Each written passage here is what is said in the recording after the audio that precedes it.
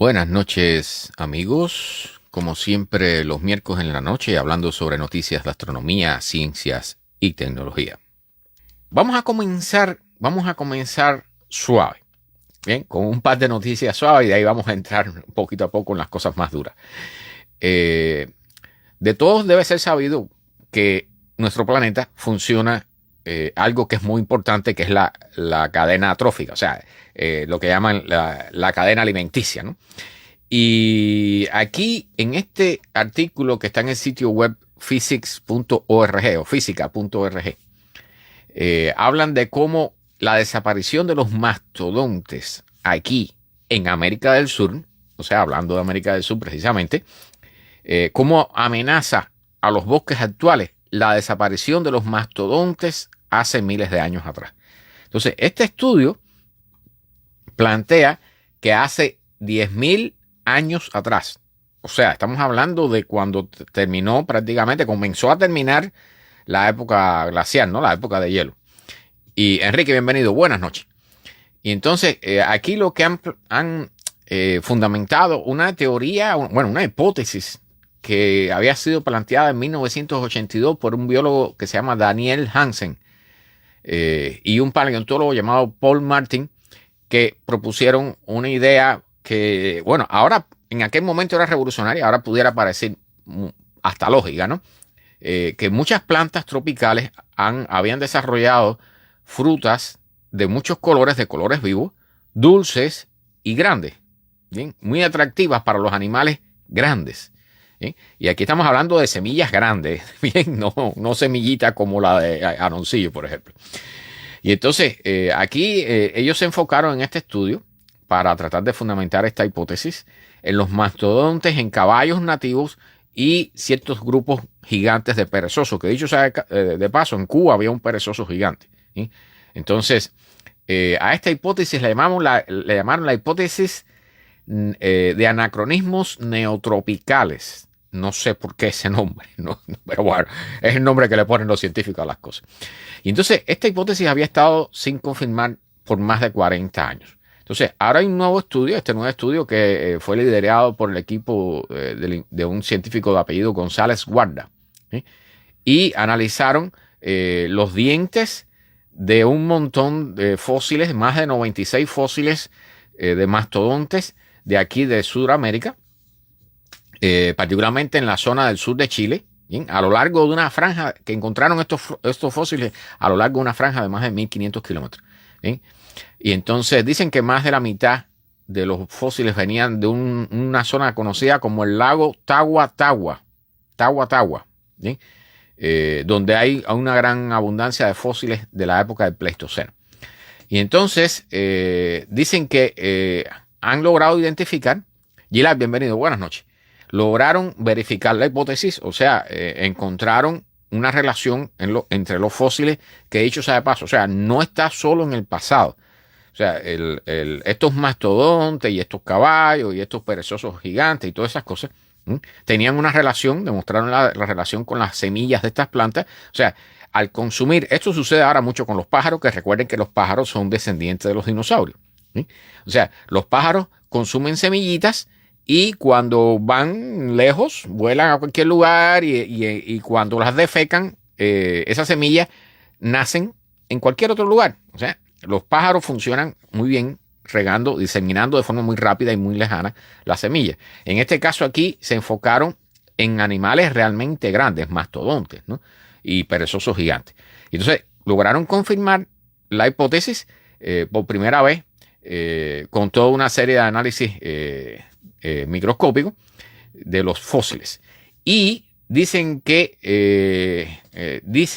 ahora la parte importante, o sea, una cosa es demostrar que en esa época había una relación que ya sabemos que existe en la actualidad, la conocemos ampliamente, pero en esa época, hace 10.000 años atrás, ¿bien? Se logra verificar eso, pero lo importante es que hay un efecto en la actualidad, en la flora actual de América del Sur, ¿bien? Que está relacionado con la extinción de estos mastodontes hace 10.000 años. O sea, dicen estos investigadores que han logrado demostrar esa conexión con las plantas de estas semillas específicas grandes, que en el momento actual están camino a la extinción.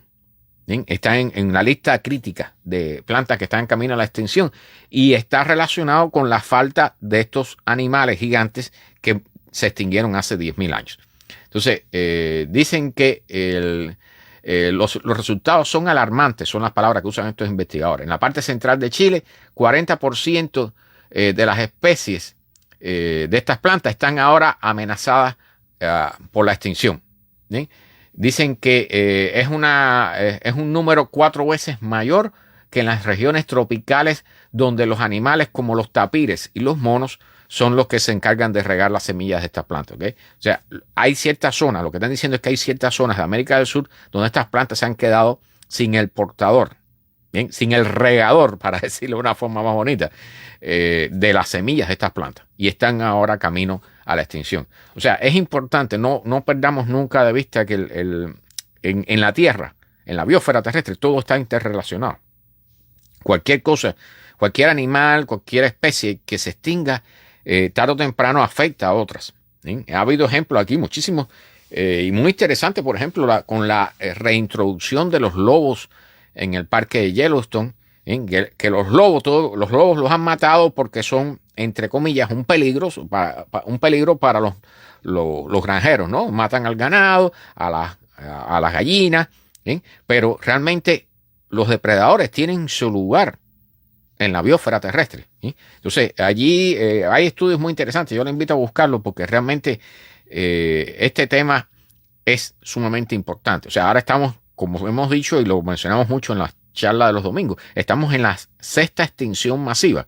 ¿Sí? O sea, ahora casi no se toca eso. O sea, he escuchado un decline en que se menciona esta frase, pero estamos en eso. Estamos en un proceso de extinción y las discusiones sobre la cantidad de especies que se extinguen todos los años, ¿bien? Están allí vivas todavía. O sea, están hablando de decenas y cientos de especies que se extinguen todos los años.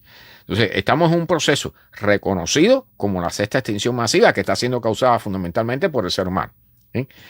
Saludos, Pedro. Buenas noches. Gracias por los saludos. Gracias a todos. Y este estudio demuestra en parte cómo las relaciones que pudiera tener una serie de plantas con animales de hace 10.000 años todavía están creando peligros para plantas que requerían de esos animales que se extinguieron hace 10.000 años. ¿Bien? Y ahora las plantas están camino a la extinción. Entonces, realmente las interconexiones que hay en la superficie terrestre, en la ecosfera, en la biosfera terrestre, son increíbles, bien, y las descuidamos todo el tiempo porque no prestamos atención.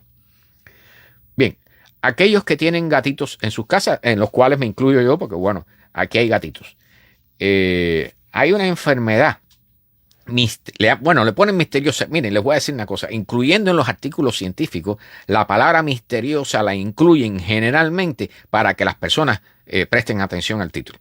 ¿Sí? O sea, realmente, porque para los científicos los misterios son cosas que se pueden resolver, ¿verdad?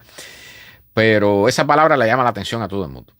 Bueno, investigadores en Canadá han encontrado que la ansiedad en los gatos, bien, gatos que sufren de ansiedad, para decir, imagínense ustedes, o sea, estamos hablando, lástima que me he hecho en este aquí, porque estamos hablando de un fenómeno psicológico, pero en los gatos, ¿no?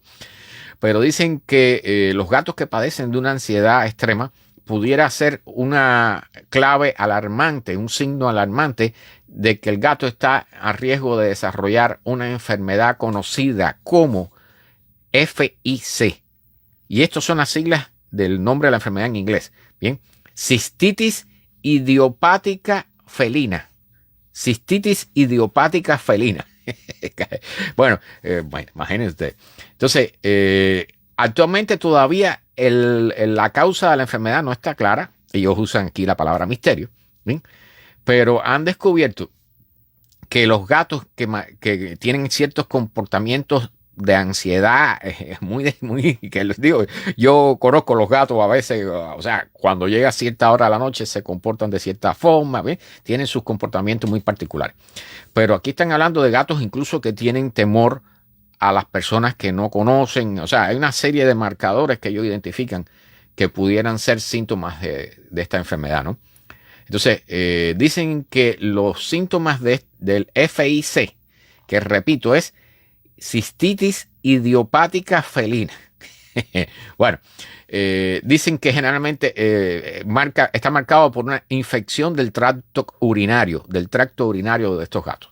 ¿Bien? Entonces, dicen que estos gatos tienen problemas para orinar, que generalmente orinan en pequeñas cantidades, bien, y de forma muy frecuente. Digo, o sea, de paso, o sea, ya yo con más de 50 años y estoy operado de la próstata, estos eran más o menos los síntomas que yo tenía, ¿no? Bueno, quizás los puedan ser confundidos con problemas en la próstata de ciertos gatos, ¿no? Pero bueno, es una broma, ¿ok? Pero dicen que incluso pueden vocalizar, bien, hacer sonidos de disconfort, de sentirse incómodo cuando están usando el baño, ¿sí? Cuando están orinando. Entonces, y que en los casos más extremos la orina puede contener sangre, ¿sí? O sea, es importante, a veces las personas tienden a tener una relación que, bueno, eso es típico, ¿no? Pero una relación demasiado estrecha con estos animales, hay que tener mucho cuidado con el contacto con la saliva, bien, hay una serie de cosas, y particularmente la orina, para las niñas y eso, hemos dado aquí noticias al respecto, ¿bien? Con el caso de los gatos. ¿Bien? Entonces, dicen que de forma diferente a cuando suceden las infecciones bacteriales, la orina de estos gatos sale estéril, no tiene muestras de bacterias, ¿no? De algo. Entonces, de infección. Entonces, dicen que para los veterinarios puede ser un poco difícil identificar esta enfermedad FIC en los gatos, ¿sí? Dicen que más o menos la mitad de todos los gatos que han sido diagnosticados con esta enfermedad, pueden experimentar esta enfermedad de nuevo más tarde en su vida. ¿Bien? Y aquí hay una foto de un gatito que, bueno, yo estoy preparando unas transmisiones, a ver si puedo preparar unas con imágenes y todo, ¿no? Para este tipo de transmisiones de los miércoles. Y entonces, uno de los problemas que hay es que estas enfermedades, como pueden ser repetitivas en la mitad de los casos, pues se transforman en un costo muy elevado para los dueños. Entonces terminan eutanizando los gatos, o sea, matando a los gatos, mandándolos a dormir, ¿no? Como decimos aquí, ¿sí? Y la enfermedad no es fatal, ¿sí? Pero el costo puede ser muy alto para todos los tratamientos. Entonces, hay familias que obviamente no van a poder. Aquí, particularmente en los Estados Unidos, todos sabemos lo que cuesta eso, ¿no? Es bastante. O sea, cuesta tanto como una persona. Y a veces más. Entonces, dicen que estudios pasados han hallado posibles raíces para este fenómeno, esta enfermedad, en problemas hormonales y en el sistema nervioso de los gatos. Bien, particularmente un imbalance entre el estímulo y las respuestas relacionados con el neurotransmisor adrenalina, con la adrenalina. ¿Qué les voy a decir? ¿No? O sea, hay cosas en la medicina. Yo tuve la posibilidad, a mí me ofrecieron la posibilidad de estudiar medicina y yo les dije que no. O sea, no sé si yo trabajé un tiempo en lo que era la librería de una escuela de medicina en Cuba. Y los libros de medicina, si ustedes no los han visto, bien, la forma en que tienen que estudiar los estudiantes de medicina, tienen que comerse esos libros de verdad, los libros de histología, que eran, bueno, eso, los de medicina interna, todo eso pasaron por mi mano. Y yo participé a veces en estudios cuando se reunían los grupos para estudiar medicina, y realmente es complicado. La medicina tiene que gustarte. O sea, yo no le aconsejo a nadie que le diga a su hijo que estudie medicina para que haga dinero, ¿bien? La medicina es un tema que realmente necesita que a la persona le guste, ¿bien? Por otra parte, también a la hora de servir, tanto los veterinarios como los médicos es la misma cosa. O sea, te pueden llamar a las 3 de la mañana a despertar porque hay un paciente enfermo y tienes que cubrir porque es parte de tu trabajo, ¿no? Entonces, es un trabajo complicado. Bueno, ya saben, los gatos que manifiestan ansiedad y temor ante... Osvaldo, bienvenido, mi hermano. Buenas noches. Dice Osvaldo que ayer hubo 107 Fahrenheit en Nueva York. Wow. Wow, hay un domo de calor. Eso lo dimos el domingo, Osvaldo. Bueno, a cuidarse. Bien, a tomar, no solo a tomar mucha agua, sino a estar en aire acondicionado todo el día porque se pueda, ¿ok? Particularmente en esos horarios tan críticos, cuando hay temperaturas tan altas. Bueno, vamos entonces a entrar. Se acaba de lanzar hoy en la madrugada 4 astronautas, vamos a decir turismo espacial, ¿no? Porque es el nombre real de esto. O sea, pasan a ser astronautas porque sí hacen un vuelo de larga duración, van a ir a la Estación Espacial Internacional y fueron lanzados a bordo de un cohete de SpaceX, ¿sí? Entonces, hay un problemita con esto. Esta misión Axiom, que se llama, la 4, AX4, bien, misión espacial Action número 4, bien, se lanzó desde el Centro Espacial Kennedy, aquí en la Florida, a las 2:30 de la madrugada de hoy, miércoles. Y esta misión se estuvo atrasando por un tiempo porque hay un problemita que viene hace años con la Estación Espacial Internacional. Recuerden que el tema de la Estación Espacial Internacional está complicado. O sea, están por ejemplo, la invasión rusa en Ucrania, se generó toda una serie de problemas porque la Estación Espacial Internacional tiene bloques rusos, tiene bloques hechos en los Estados Unidos, tiene bloques europeos, tiene bloques japoneses, y entonces con todo el bloqueo que hay, las sanciones que hay hacia Rusia y todo eso por la guerra de Ucrania, pues entonces se han puesto peliagudas las cosas, ¿no? Entonces todavía hay relación, o sea, esta es la Estación Espacial Internacional es un proyecto que ha mantenido todavía la comunicación. Renata, bienvenida, buenas noches. Ha mantenido la comunicación entre estos bandos, ¿no? Contrarios.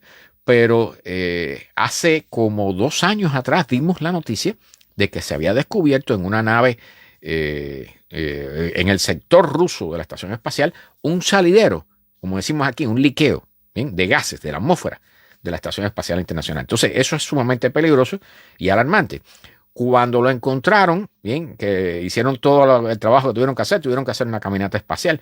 Cuando encontraron qué cosa era lo que tenía el salidero, era que habían hecho un taladro, bien, un hueco con un taladro en el sector ruso de la Estación Espacial. Entonces, evidentemente, eso creó un problema. Al final nunca se supo, o sea, los rusos dijeron que Roscosmos, que era en aquel momento, eso fue antes del problema de Ucrania, dijeron que iban a investigar eso y que iban a dar una respuesta. Al final nunca se dio una respuesta, ¿sí? Pero obviamente el hueco, bueno, lo taparon y todo ese tipo de cosas, pero había sido hecho con un taladro. Es profeso, ¿eh? Nadie sabe, o sea, no se sabe si ese hueco se hizo antes del despegue, o sea, estando en tierra, o ya allá arriba en la Estación Espacial Internacional, o sea, en órbita. Entonces, eso quedó allí. Después hubo otro salidero, después hubo salideros también de refrigerante. Los rusos han tenido un montón de problemas, ¿sí?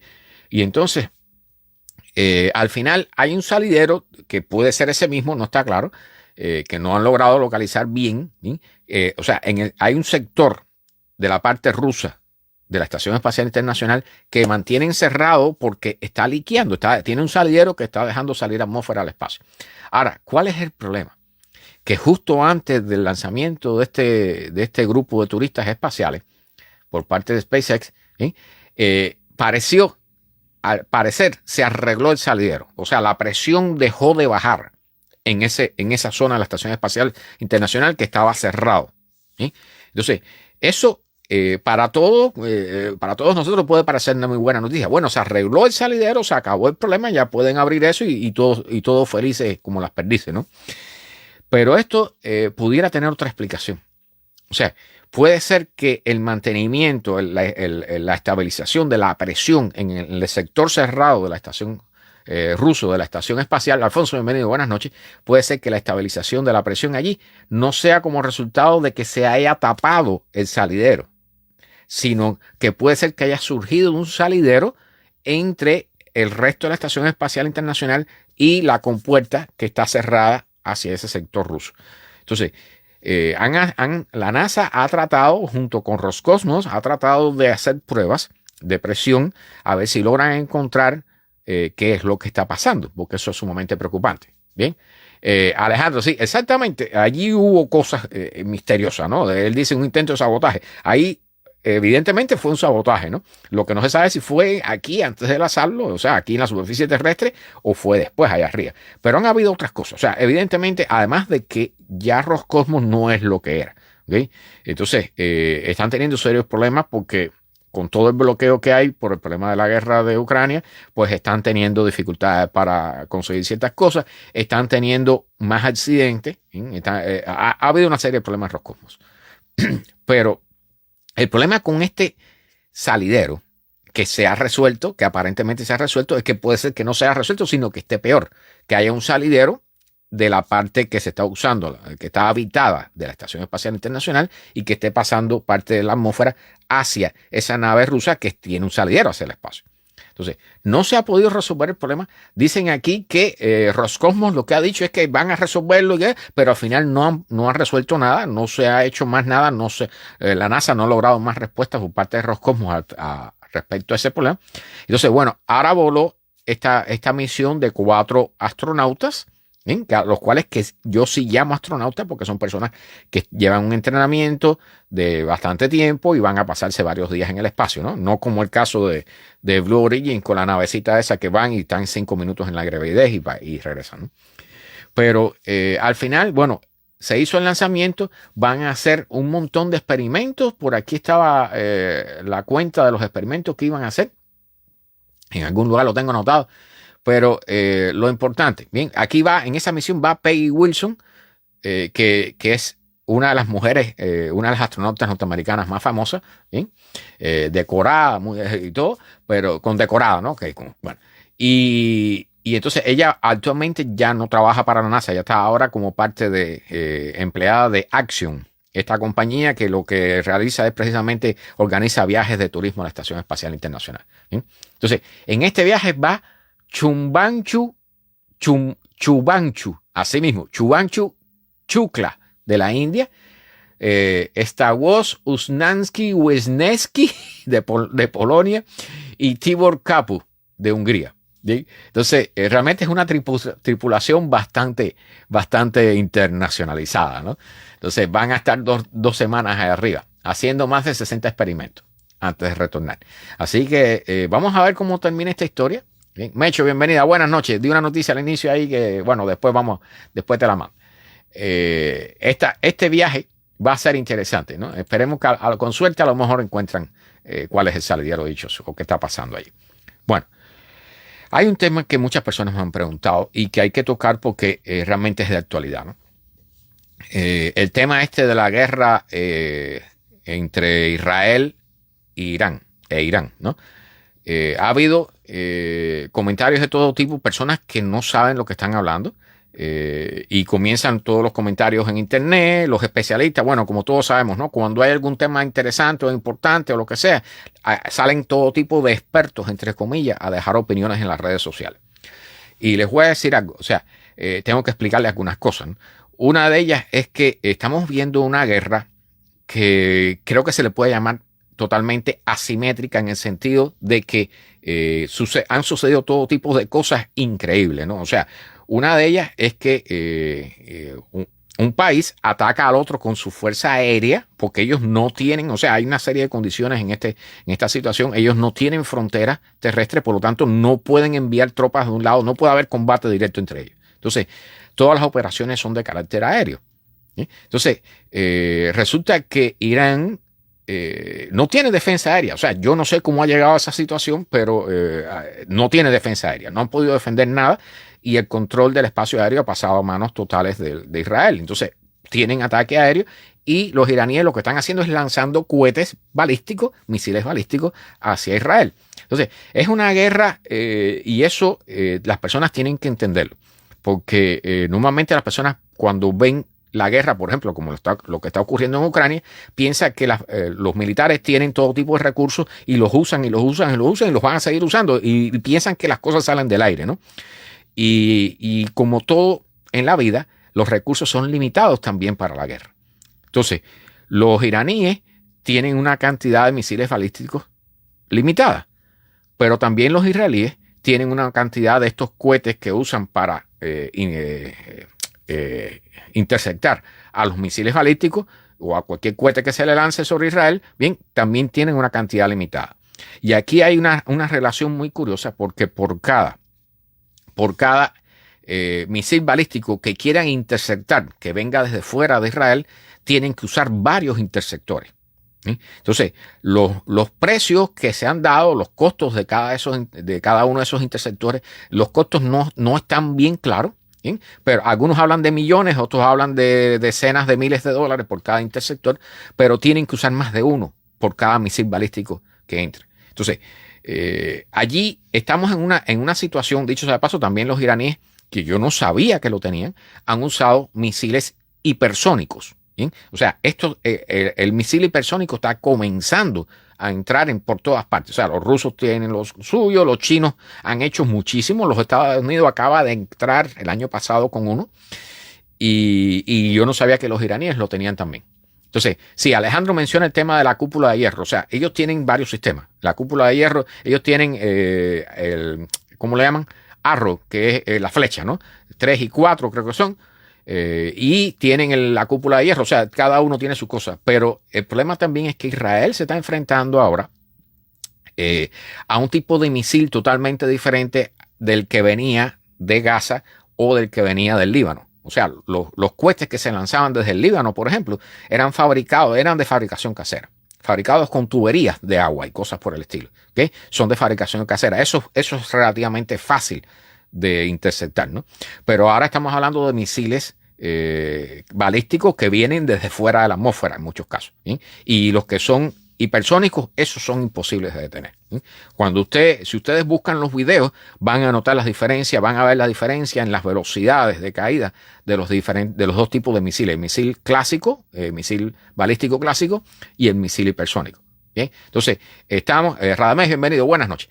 Estamos viendo una guerra en la cual, una guerra de desgaste, ¿no? O sea, a ver quién primero se le acaban sus misiles. O los misiles balísticos de Irán o los misiles interceptores de Israel, ¿no? O sea, este tipo de guerra que, digo, es totalmente asimétrica en el sentido de que no hay guerra a nivel de tropas, ¿no? Sino que es tira para allá y tira para acá, ¿no? Y tú ves, hay videos de personas que están en una boda viendo pasar los cohetes por arriba y todo eso, ¿no? En una boda en el Líbano, por ejemplo. Entonces, es un tema interesante desde el punto de vista tecnológico, porque como siempre sucede, y todo, cuando uno estudia electrónica se lo dicen a uno, la guerra, incluyendo la guerra electrónica, pero todo tipo de guerra, todas las armas y todo, siempre las armas son de doble filo, y particularmente la guerra electrónica es de doble filo. O sea, lo que tú logras resolver, o sea, tú logras un arma superior a las capacidades que tiene el enemigo, tarde o temprano el enemigo logra encontrar una forma de bloquear eso, y entonces es continuamente un escalón más arriba, ¿no? Hasta ver cómo terminan las cosas, ¿no? Hasta que alguno de los dos pierda. Radamés me está hablando de una foto impresionante de un exoplaneta. Ok, después la reviso, Radamés. Hoy precisamente vamos a hablar algo sobre eso y vamos a terminar hablando sobre este tema de astronomía. Entonces, no podía dejar de tocar el tema de las famosas bombas, porque también me han preguntado, hoy tuve que hacer un espacio en una emisora de radio, las famosas bombas estas que son para penetrar los búnkers y destruir los búnkers. O sea, esos espacios bajo tierra que son para proteger personal, o bombas, o municiones, o en este caso del programa iraní, de proteger las famosas centrífugas, que son las que están concentrando, enriqueciendo el uranio para la famosa bomba nuclear, ¿no? Entonces, las bombas que usaron los americanos, la GBU-57B, yo les voy a decir exactamente, de los artículos que he estado revisando, incluyendo el grupo de científicos atómicos que tiene su blog sobre esto.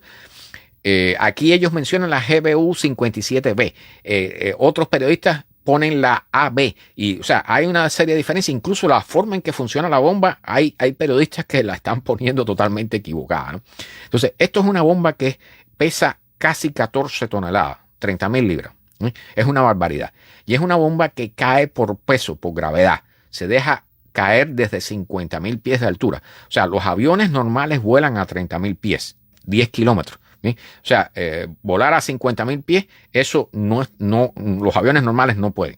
¿Sí? Eso se requiere preparar un avión especializado para eso. Y en este caso estamos usando los famosos V2, esos aviones que son como un ala volante, ¿no? Y que son extremadamente caros. Cada uno cuesta $2.000 millones. Pero la historia, o sea, el tema central de esta bomba es una bomba que cae por gravedad y que está hecha fundamentalmente de acero, con paredes muy gruesas, y tiene una forma que, dicho sea de paso, la forma de adelante de la bomba es la de un arco gótico, como se usa en la arquitectura, un arco gótico, para transferir ese arco. Esa forma de arco específica tiene la capacidad de transferir la fuerza lentamente hacia las partes de atrás, hacia atrás. ¿Sí? Entonces, eso evita que la bomba se escache, como decimos en español, ¿no? Que se exprima adelante y le permite penetrar. Y en este caso dicen los americanos, las pruebas que habían hecho, porque supuestamente, oficialmente, esta bomba es primera vez que se usa en la guerra. Entonces, las pruebas que se habían hecho de esta bomba decían que penetraba entre 200 y 300 pies de concreto. Bien, son aviones que son como un ala volante, Mecho. Bien, entonces, unos 70 metros, exactamente, 200 pies, 70 metros, en dependencia del terreno. Bien, o sea, esas pruebas de 200 pies es para concreto. ¿Sí? Entonces, depende del terreno que se está usando. En el caso de las que se usaron, dicho sea de paso, o sea, estas bombas provienen, y aquí yo traje el dato porque era sumamente importante encontrarlo. ¿Sí? En el año 2009, Boeing recibió el contrato para estas bombas. ¿Okay? Estas bombas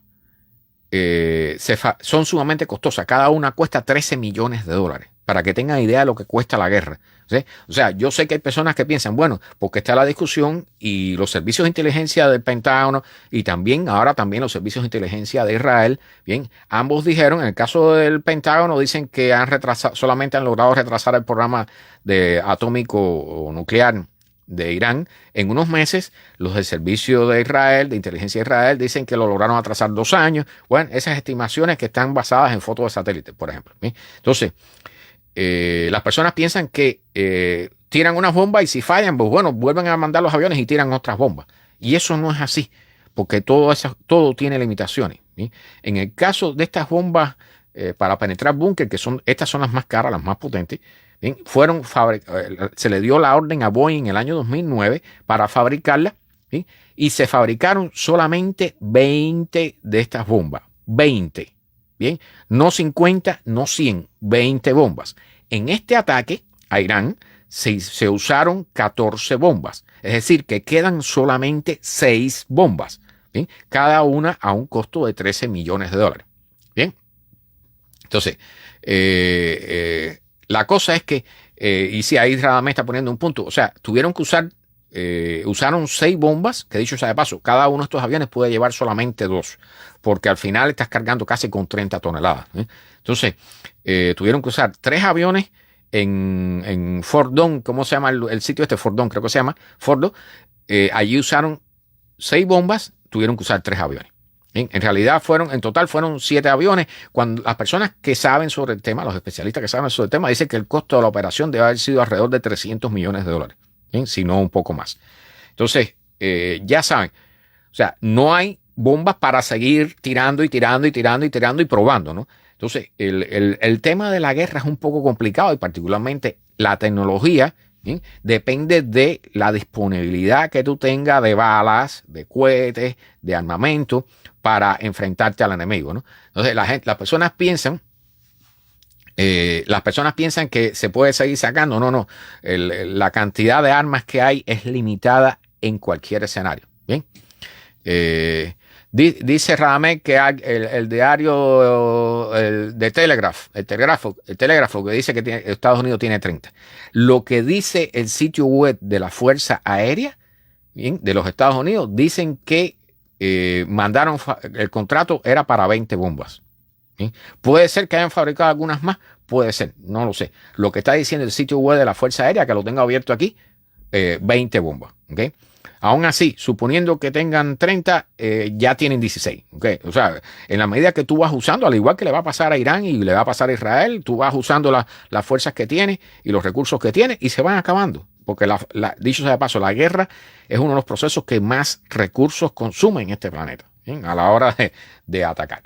Entonces, aquí tenía el tema del uranio muy importante, o sea, porque está la discusión del efecto que tuvieron las bombas. Bien, busquen las imágenes de los impactos de las bombas, lo que se ve es un hueco en el terreno, ¿no? O sea, que yo tuve mis dudas al respecto, pero lo importante de esto, ¿okay? En dependencia de si lograron destruir o no una parte, porque dicho sea de paso, el espacio o la estructura que tenían hecho los iraníes en Fordo era bastante grande, bien, y muy bien protegida y bien profunda.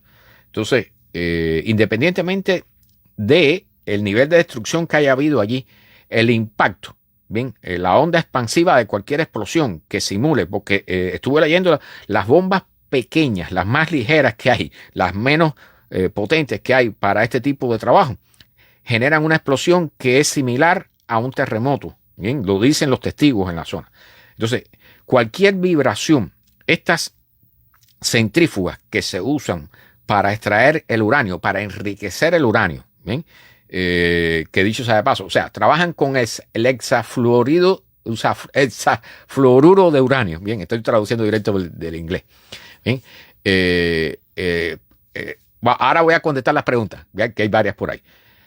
La forma en que se enriquece el uranio, o sea, el uranio que se extrae tiene baja concentración del uranio 235, que es el que se usa, ¿bien? Que es el más importante para todo este tipo de operaciones. Entonces, cuando tú tienes un enriquecimiento hasta el 3,5%, tú tienes uranio que es útil para aplicaciones pacíficas, para aplicaciones civiles. Digamos, los reactores nucleares que hay para generar electricidad. Para llegar a fabricar una bomba, necesitas enriquecerlo hasta un 90% o más. Para ese proceso hay dos métodos, ¿bien? Pero el que más se usa ahora, el que se usa realmente es una centrífuga. Son grupos de centrífugas que funcionan de forma parecida a la secadora de ropa que tú tienes en tu casa o que tienes en un lavatín, ¿no? Cuando vas a lavar la ropa. Bien, lo que hace es girar, es una centrífuga. Y el problema con estas centrífugas es que son muy delicadas, ¿sí? Para poder diferenciar entre el uranio 235 y el uranio 238, estas centrífugas necesitan girar a más de 90.000 revoluciones por minuto. ¿Bien? Entonces, eso es una barbaridad. Imagínense que tiene que ser todo tan elegante, tan exacto, hablando a nivel de ingeniería, que si hay un error y se desestabiliza una de esas centrífugas, explota por la cantidad de energía que hay metida allí. ¿Bien? Se genera una explosión. Entonces, para este proceso de poder enriquecer el uranio, tienes que tener una cadena de estas centrífugas. Y dicho sea de paso, necesitas muchas para poder extraer ciertas cantidades. Entonces, bajo las condiciones de las explosiones generadas por estas bombas, aunque haya sido una sola la que explotó, bien, y lanzaron 6, ya si estaban funcionando las centrífugas fueron dañadas. Bien, entonces, por supuesto, ahí estaba toda la discusión de las imágenes de satélite que salieron, de que se habían 15 camiones, que es posible perfectamente que Irán haya evacuado el uranio enriquecido que tenía en el lugar y se lo haya llevado a otro lugar donde tenga otras centrífugas escondidas, ¿no? A un lugar secreto. Es posible perfectamente. Se dice que tenían unas 800 libras de uranio y, dicho sea de paso, para transportarlo tiene que ser en forma de hexafluoruro de uranio, que es un sólido, ¿bien? Pero para mantenerlo en estado sólido, tienes que transportarlo por supuesto, en unos contenedores de acero, pero tienes que mantenerlo a presión inferior a la presión ambiental para asegurar que esté en estado sólido. O sea, es una cosa que es delicada, ¿sí? O sea, todo el proceso es delicado, incluyendo el proceso de fabricación de una posible bomba, ¿sí? Entonces,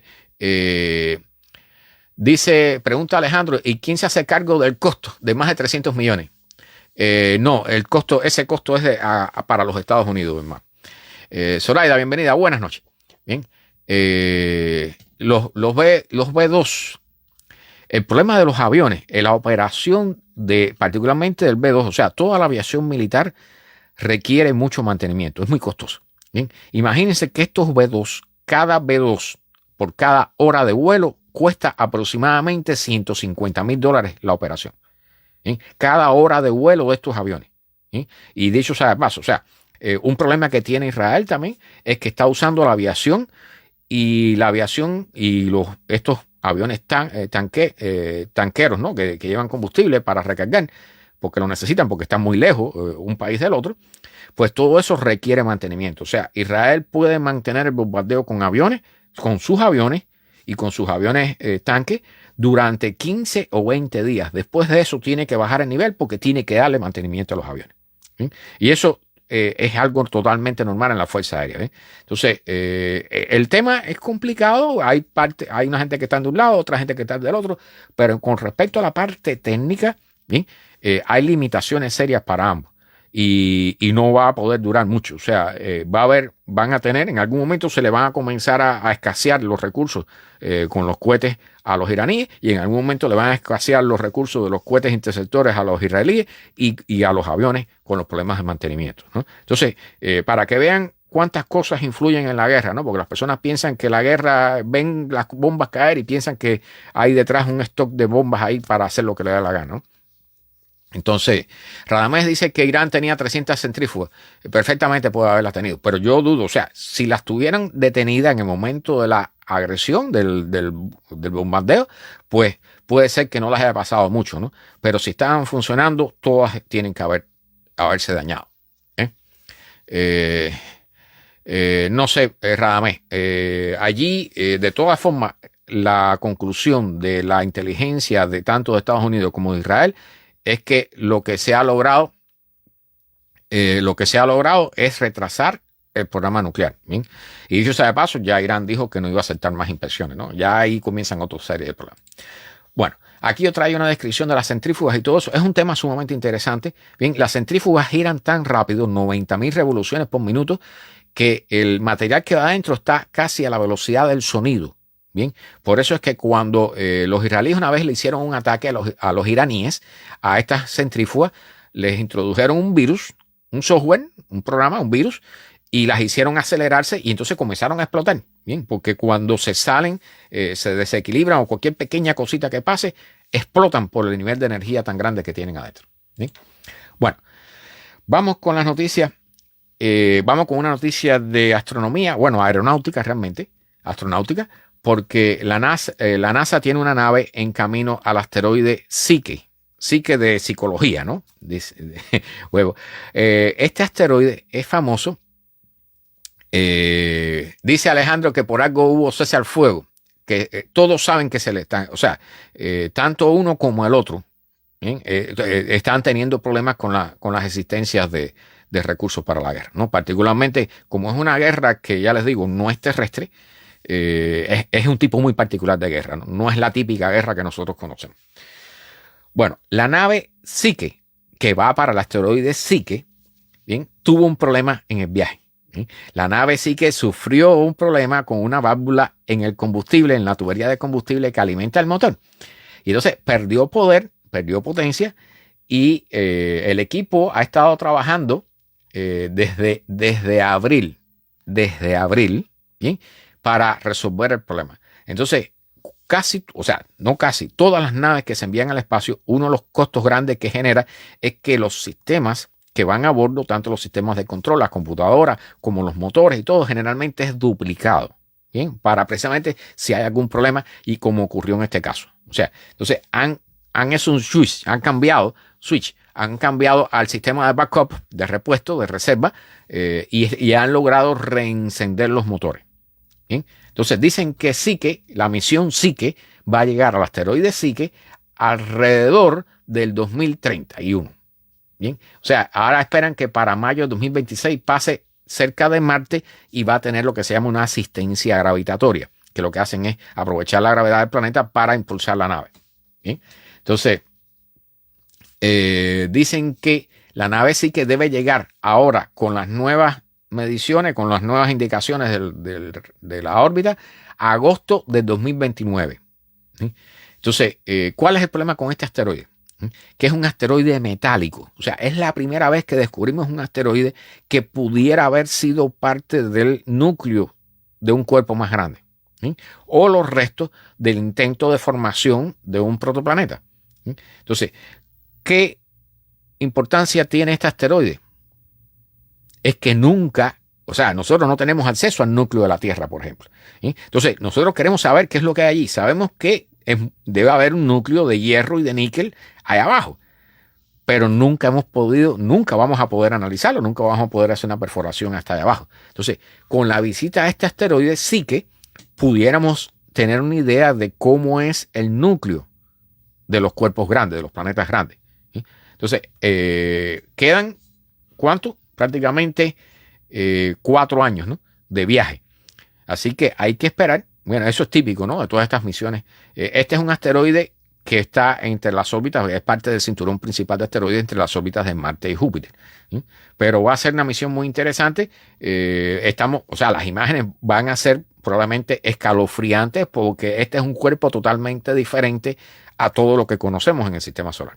¿Sí? Es un cuerpo metálico. ¿Sí? Y dicho sea de paso, eso le va a abrir los ojos a unos cuantos, porque obviamente hace 2 o 3 años, quizás 4 años atrás, la NASA había estado pensando en traer este asteroide cerca de la Tierra para explotar el hierro, ¿no? Y ahí salieron todo tipo de especulaciones, incluyendo el hecho de que si tú traes un cuerpo con grandes cantidades de hierro, de alta pureza, muy puro, hacia la órbita cercana a la Tierra, pues vas a hacer colapsar el mercado del acero aquí, ¿no? Porque realmente, una de las cosas que mantiene el precio de los mercados aquí en la Tierra es la escasez, ¿bien? Es una cantidad limitada de materiales. Si tú traes a órbita, en la órbita terrestre, algo que tenga demasiado de algo, de lo que sea, puede ser de oro, pues entonces el precio del oro va a caer inmediatamente, ¿no? Y eso generaría una crisis aquí. Entonces, miren cómo las cosas se entrelazan, ¿no?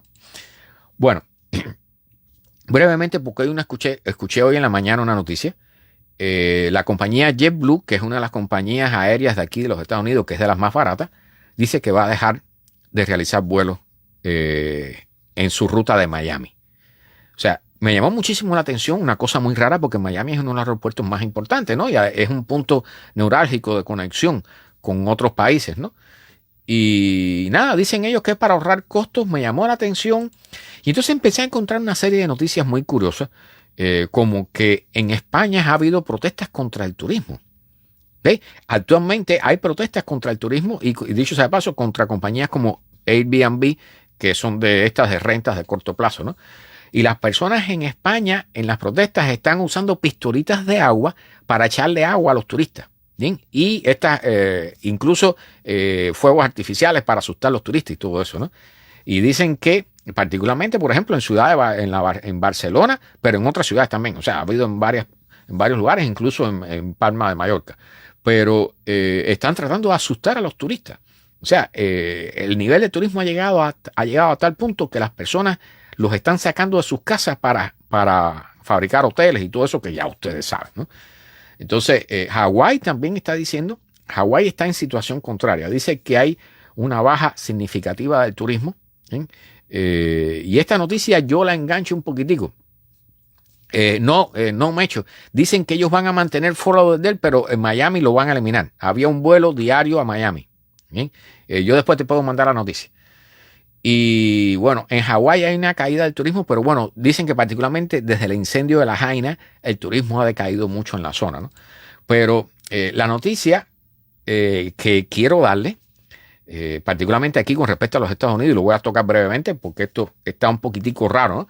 Pero hay una gran caída del turismo en los Estados Unidos. Y lo que están diciendo, no solo, o sea, estaba leyendo ahora el editorial del Wall Street Journal, ¿sí?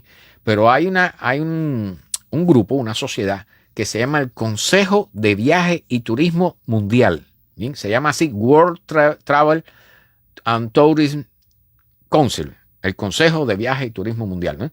Dicen que ellos predicen que Estados Unidos va a ser el único país del mundo en el que el turismo va a decaer. ¿Cuánto dicen ellos para este año? Un 22.5% con respecto al año anterior. O sea, una pérdida para la economía de Estados Unidos de 12.5 billones de dólares. 12.500 millones de dólares para este año. Aquel que quiera leerlo, pues con gusto le envío el artículo. ¿Okay? Recuerden que me lo pueden pedir en los comentarios. Bien, vamos a entrar en astronomía. Este es un caso de uso de la inteligencia artificial que estaban mencionando en los comentarios hace poco. ¿Sí? Y dicen aquí que usando inteligencia artificial han tratado de reproducir, crear modelos diferentes y compararlos con la realidad, que es lo que se hace generalmente en estos estudios. O sea, se crean diferentes modelos, se hacen diferentes corridas a los modelos y se ve cuáles de ellos encajan mejor con las observaciones que estamos haciendo de un objeto determinado. ¿Sí? Entonces, en el caso del agujero negro supermasivo que está en nuestra galaxia, Sagitario A estrella, o sea, Sagitario A asterisco, ¿sí? que algunos dicen estrella, otros lo dicen asterisco, pero al final es un asterisco. Lo importante de esto es que científicos, este grupo de astrónomos han logrado encontrar una solución para la velocidad de rotación de ese agujero, del agujero negro supermasivo en el centro de nuestra galaxia, que tiene 4 millones de masas solares. Bien, 4 millones de estrellas como el Sol. Y dicen que han determinado no solo la velocidad de giro, ¿sí?, sino también la posible posición en que está el eje de rotación de ese agujero negro. Y el resultado es sumamente curioso. Bien, dice que usaron un acercamiento bayesiano, Bayesian, que es un tipo de ecuaciones, ¿bien?, para manejar los errores en la data. Bien, le permitieron comparar las observaciones hechas por el famoso telescopio de horizonte de eventos con los modelos lo más realísticos posible. Bien, descubrieron que el agujero negro supermasivo en el centro de nuestra galaxia, que dicho sea de paso, yo nunca había visto esta cifra. Bien, el diámetro del horizonte de suceso de este agujero supermasivo mide 12 millones de kilómetros de diámetro. 12 millones de kilómetros de diámetro. Bien, está rotando a la máxima velocidad, casi a la máxima velocidad permitida. O sea, si supera esa velocidad se rompe, ¿bien?, colapsa. Pero está girando a una velocidad extremadamente rápida, no dicen cuál, o sea, está en el límite de lo que permite la teoría, ¿sí? Pero lo más importante y lo más interesante es que el eje de rotación está apuntando hacia la Tierra, ¿sí? Entonces, no sé, o sea, cuando tú tienes situaciones de este tipo con, por ejemplo, con estrellas de neutrones, ¿sí?, el rayo de energía sale por los polos de la estrella de neutrones, ¿bien?, la zona, esas eyecciones que salen como una especie de conos. Y en el caso del agujero negro supermasivo de nuestra galaxia, que está relativamente inactivo, o sea, casi no está consumiendo materia, el eje está apuntando hacia nosotros, ¿sí? No sé, o sea, esto es casualidad, supuestamente, pero es un caso sumamente curioso, ¿no? Si el agujero negro supermasivo de nuestra galaxia estuviera absorbiendo, estuviera consumiendo materia, entonces por ese eje, por ese polo, estaría saliendo materia, ¿sí? Entonces nosotros pudiéramos ver un objeto sumamente brillante allí. Por supuesto, la distancia hasta allí son 26.000 años luz. O sea, cualquier cosa que suceda allí, nosotros nos enteramos 26.000 años después, que es el tiempo que demora la señal, la luz, la información en llegar hasta nosotros, ¿no? Vamos con otra noticia. Veo los comentarios ahí. Bueno, han descubierto una entidad celular extraña. Una célula, una entidad que es unicelular, pero muy extraña, que está retando la propia definición de vida. Recuerden que la vida no tiene una definición exacta de por sí. O sea, nosotros estamos discutiendo cosas como la definición de conciencia, no la tenemos, la definición de vida tampoco, ¿sí? O sea, se discute, y aquí precisamente este es el tema en este artículo. Este es un análisis que se hace en el plancton. Bien, recuerden que el plancton son esos bichitos y esas plantitas pequeñitas que flotan en la superficie del océano. Bien, y que son la base de la cadena alimenticia en el océano y los que generan más del 50% de todo el oxígeno que se genera aquí en la superficie terrestre. Bien, entonces encontraron una bacteria, una célula, bien, que está funcionando como un virus, bien, pero no es un virus, es una bacteria, es una célula, ¿sí? Y entonces, ¿cuál es la diferencia? El virus se dice que no está vivo. Cuando se discute en términos científicos, se dicen que los virus no están vivos. ¿Por qué? Porque el virus no puede tener procesos biológicos en sí dentro de él. ¿Sí? O sea, el virus lo que hace es inyectar el material genético dentro de una célula y se aprovecha de la maquinaria de la célula para reproducirse. ¿Bien? Entonces, esta célula que encontraron, que le han puesto un nombre que me va a costar trabajo mencionarlo, ¿eh? Bien, estaban analizando el ADN de una especie de plancton que se llama Citaristes regius. Bien, y entonces encontraron esta bacteria que le llaman simbiótica, entre comillas, bien, esta célula, y le han puesto por nombre Sucunarcheum. Bien, esta es recién descubierta. ¿bien? Y dicen que es la entidad celular descubierta más cercana al comportamiento de un virus que han descubierto hasta ahora. ¿Bien? Entonces, es una especialización extrema. O sea, en el caso de los virus, por ejemplo, dependen totalmente del huésped para poder multiplicarse. ¿Bien? Ellos no pueden hacer absolutamente nada si no hay un huésped alrededor. Entonces, Sucunarcheum es la misma historia. Y dicen que tiene solamente 238,000 pares de ADN. ¿Bien?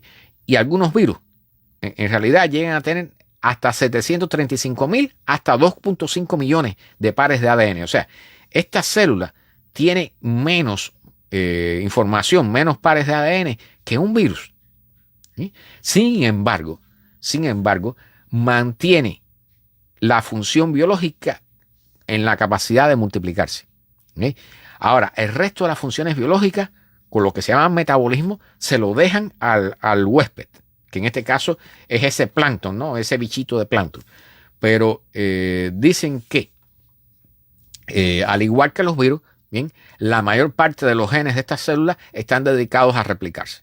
¿Sí? Entonces, el problema con esta célula que han descubierto es que está en la mitad del camino entre una célula real que tiene metabolismo y el virus, que se supone que no está vivo, que no es parte de la vida en la Tierra. ¿Sí? Entonces, este Sucunarcheum, ¿bien? Tiene la capacidad de replicarse, ¿bien? Tiene la capacidad de replicar su propio ADN, de las proteínas del ADN, incluyendo los ribosomas, el ARN mensajero, el ARN de transferencia. ¿Bien? Pero no puede hacer el metabolismo como tal. Entonces, este es un caso sumamente curioso porque esto pudiera abrir una nueva línea en el árbol de la vida en la Tierra. ¿Sí? Y puede llevarnos de nuevo, por supuesto, a la discusión de qué cosa está vivo y qué cosa no lo está. ¿Sí? Como siempre sucede en todo esto en la naturaleza, nosotros queremos dividir las cosas por grupitos o poner límites en las clasificaciones. ¿Sí? Y al igual que sucede, por ejemplo, en la diferencia entre estrella y planeta, bien, hay puntos en los cuales se difumina ese límite y tú no puedes determinar exactamente si es una estrella o un planeta. ¿Bien? No hay fronteras en la naturaleza que sean claras. Veo que están comentando. Exactamente, Alfonso. Sí, a partir de septiembre. Sí, creo que era el 20 y pico de septiembre la fecha en que suspendían los vuelos. Bueno, vamos con la próxima noticia. Esta la voy a mencionar brevemente porque es un tema de tecnología, ¿bien? Pero tiene que ver con el famoso Doge de Elon Musk, ¿bien? Que ya Elon Musk no está allí. Entonces, esa nebulosa no está clara, pero lo que están reportando es que el sitio web del Social Security está crasheando, como se dice aquí, ¿no? Es una adaptación del inglés al español. Está explotando, está teniendo problemas el sitio web del Social Security, del Seguro Social, por todo, bueno, despidieron personal y le han metido las manos al sitio web, le han cambiado cosas y le han hecho de todo. Y ya las personas que llaman, o sea, hay problemas con las personas que van directo, o sea, que van de forma presencial a la oficina, pero también aquellos que tratan de usar el sitio web están teniendo problemas, les está explotando en sus servidores, en el navegador. Pero que dicho sea de paso, este sitio web del Social Security es usado por alrededor de 74 millones de personas de los Estados Unidos. ¿Sí? Entonces, ya cuando llamas por teléfono también, que dicho sea de paso, o sea, eso incluye, cuando tú llamas por teléfono, estás incluido en el sistema informático, en las computadoras, en los servidores, ya no te dan ni el tiempo de espera. ¿Sí? O sea, han cambiado tantas cosas allí que está explotando, como dicen los cibernéticos, ¿no? Está explotando el sitio web. Así que no sé cómo va a ir eso, pero ya eso es algo que no se va a poder borrar de la vamos a decir, de la vista de las personas que lo usan, ¿no? Todo el mundo está notando lo que está pasando.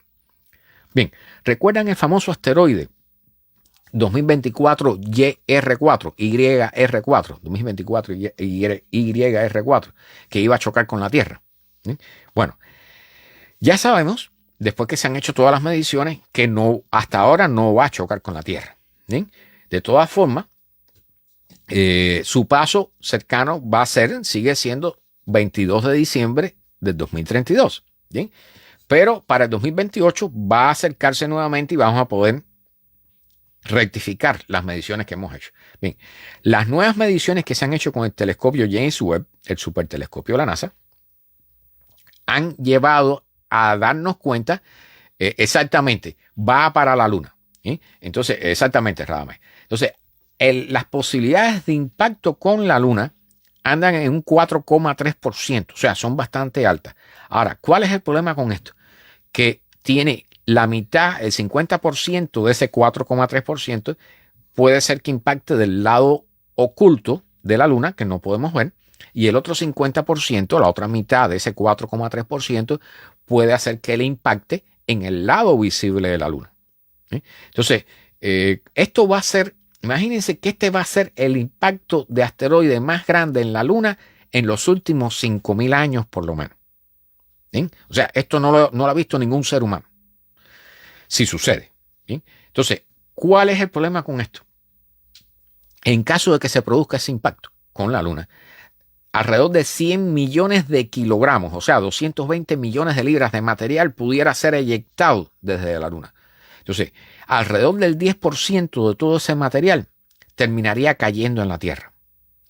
Nadie se asuste todavía. Bien, no salgan corriendo, no busquen, no vayan a comprar cascos de construcción ni nada de eso. Lo interesante de esto es que la mayor parte de ese material, de ese 10% del material que pudiera caer en la Tierra, bien, por supuesto, sería en su gran mayoría atenuado o destruido o desaparecido, evaporado por la atmósfera terrestre.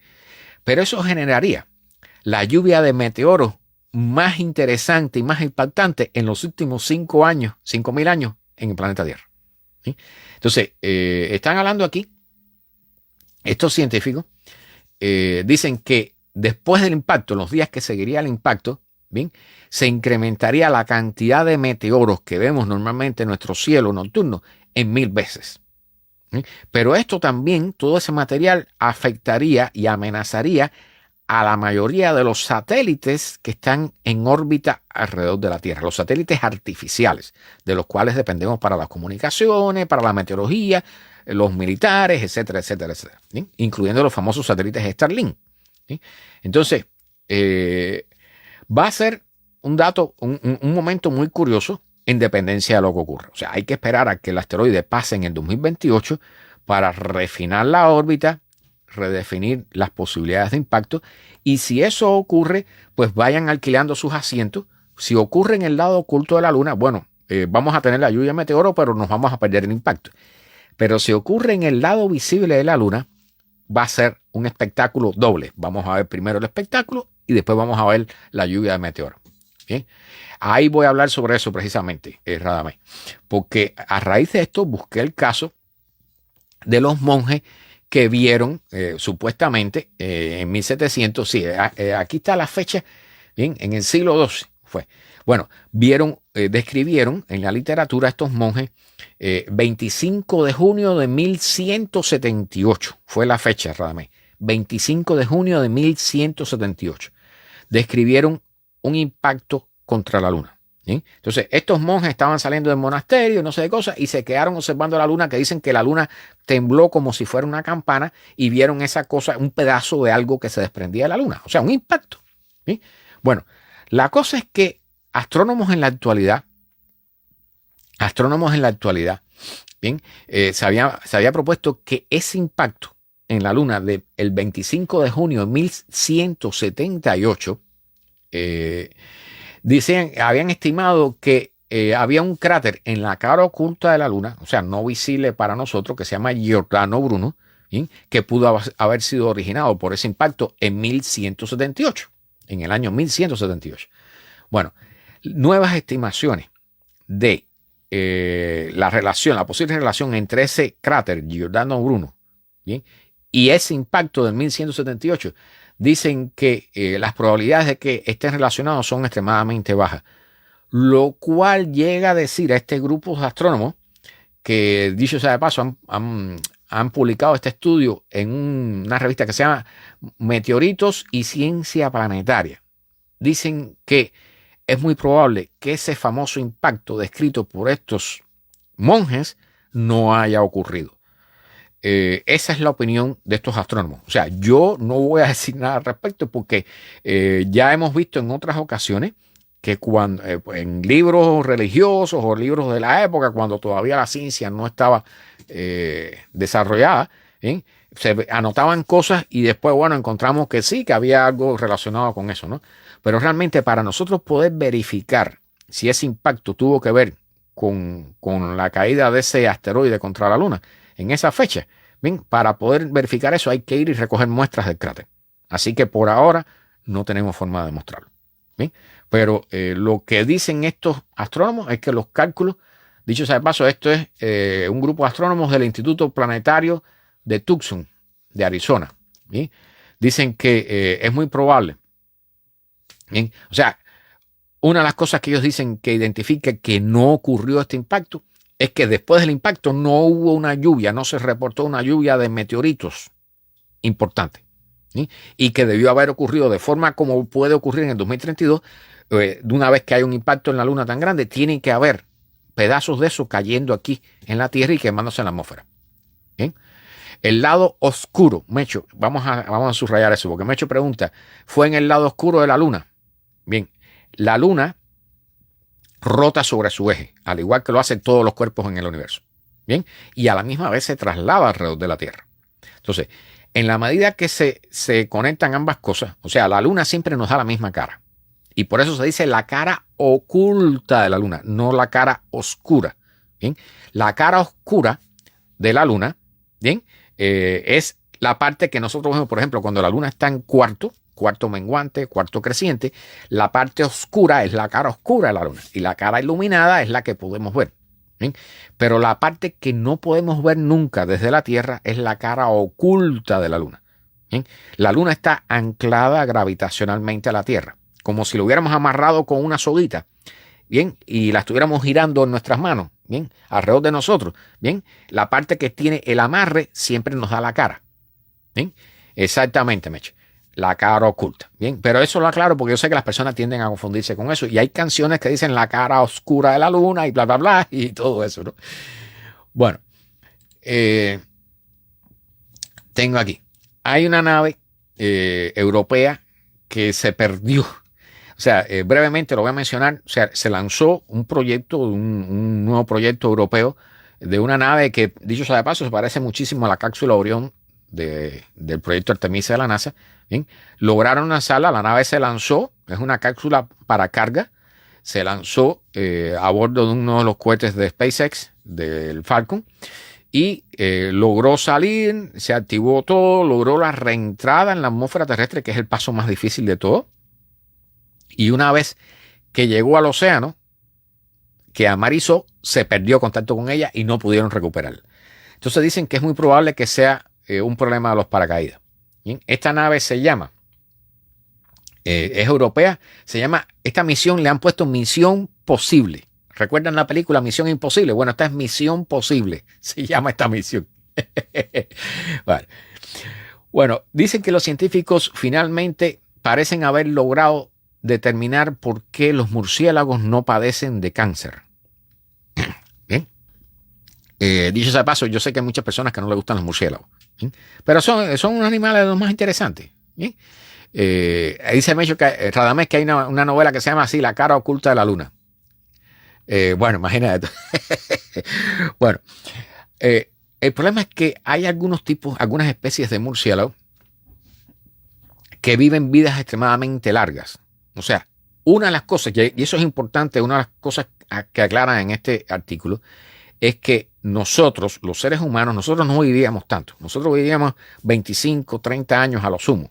¿Sí? Entonces, hemos ido alargando nuestra vida con las mejoras que hay en la salud pública, con las mejoras que hay en la sociedad, más salubridad, ¿verdad? Mejor alimentación, más cuidado. ¿Sí? Pero al hacer nuestra vida más larga, comienzan a salir problemas, comienzan a salir enfermedades. Y una de ellas es el cáncer. ¿Sí? Entonces, el cáncer es uno de los precios que nosotros pagamos por vivir una vida más larga.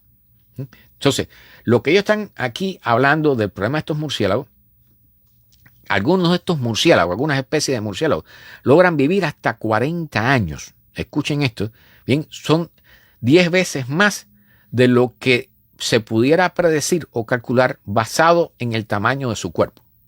Bien, 10 veces, viven 10 veces más de lo que el tamaño de su cuerpo les debiera permitir. Bien. Entonces, si nosotros los humanos viviéramos en esa misma escala, llegaríamos a vivir, a la redundancia, hasta 180 años. Para que tengan una idea de lo que significa, ¿no? Entonces, esos murciélagos que llegan hasta 40 años, estos científicos los han estado estudiando para tratar de averiguar cuál es el secreto que no llegan a coger cáncer. Bien. Dicen que el resultado es que han encontrado que hay un balance muy cuidadoso entre dos fuerzas que compiten dentro de su cuerpo. Bien, una de ellas es un gen llamado P53. Y este gen es un gen que tiende a suprimir los tumores. ¿Ve? Entonces, ¿cuál es el problema? Que si hay demasiado, todos los extremos son malos, ¿verdad? Entonces, dicen que los murciélagos tienen múltiples copias de este gen y los humanos tenemos una sola copia.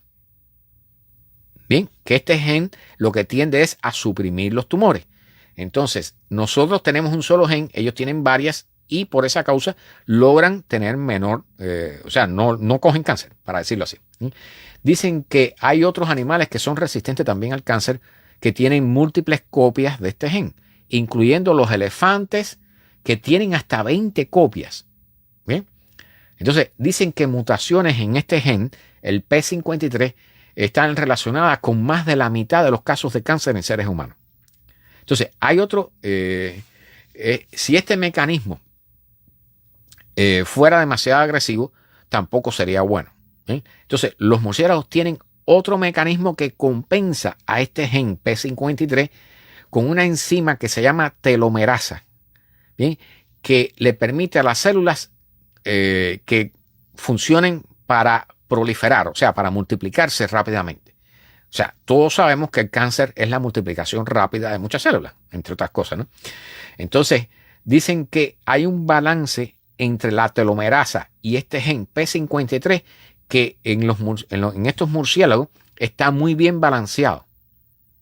Entonces, dicen que este mecanismo, que hay una gran eficiencia en el mecanismo inmune de estos murciélagos que logra el balance para matar las células que salgan con tendencias cancerígenas con muy poca inflamación relacionada por esto.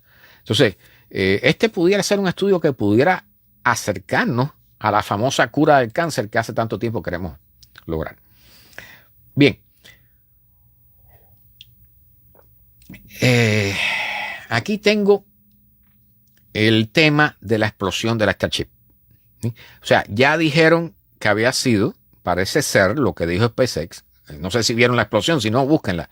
La explosión de la Starship 36, creo que era. Sí, la 36, porque fue espectacular. Entonces, lo que dice SpaceX es que fue unas especies de tanques hechos con... Ok, dame. Después paso el enlace.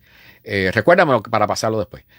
Los tanques de presión que llevan a veces helio y otros gases a muy alta presión para alimentar los tanques de combustible y mantener las presiones equilibradas.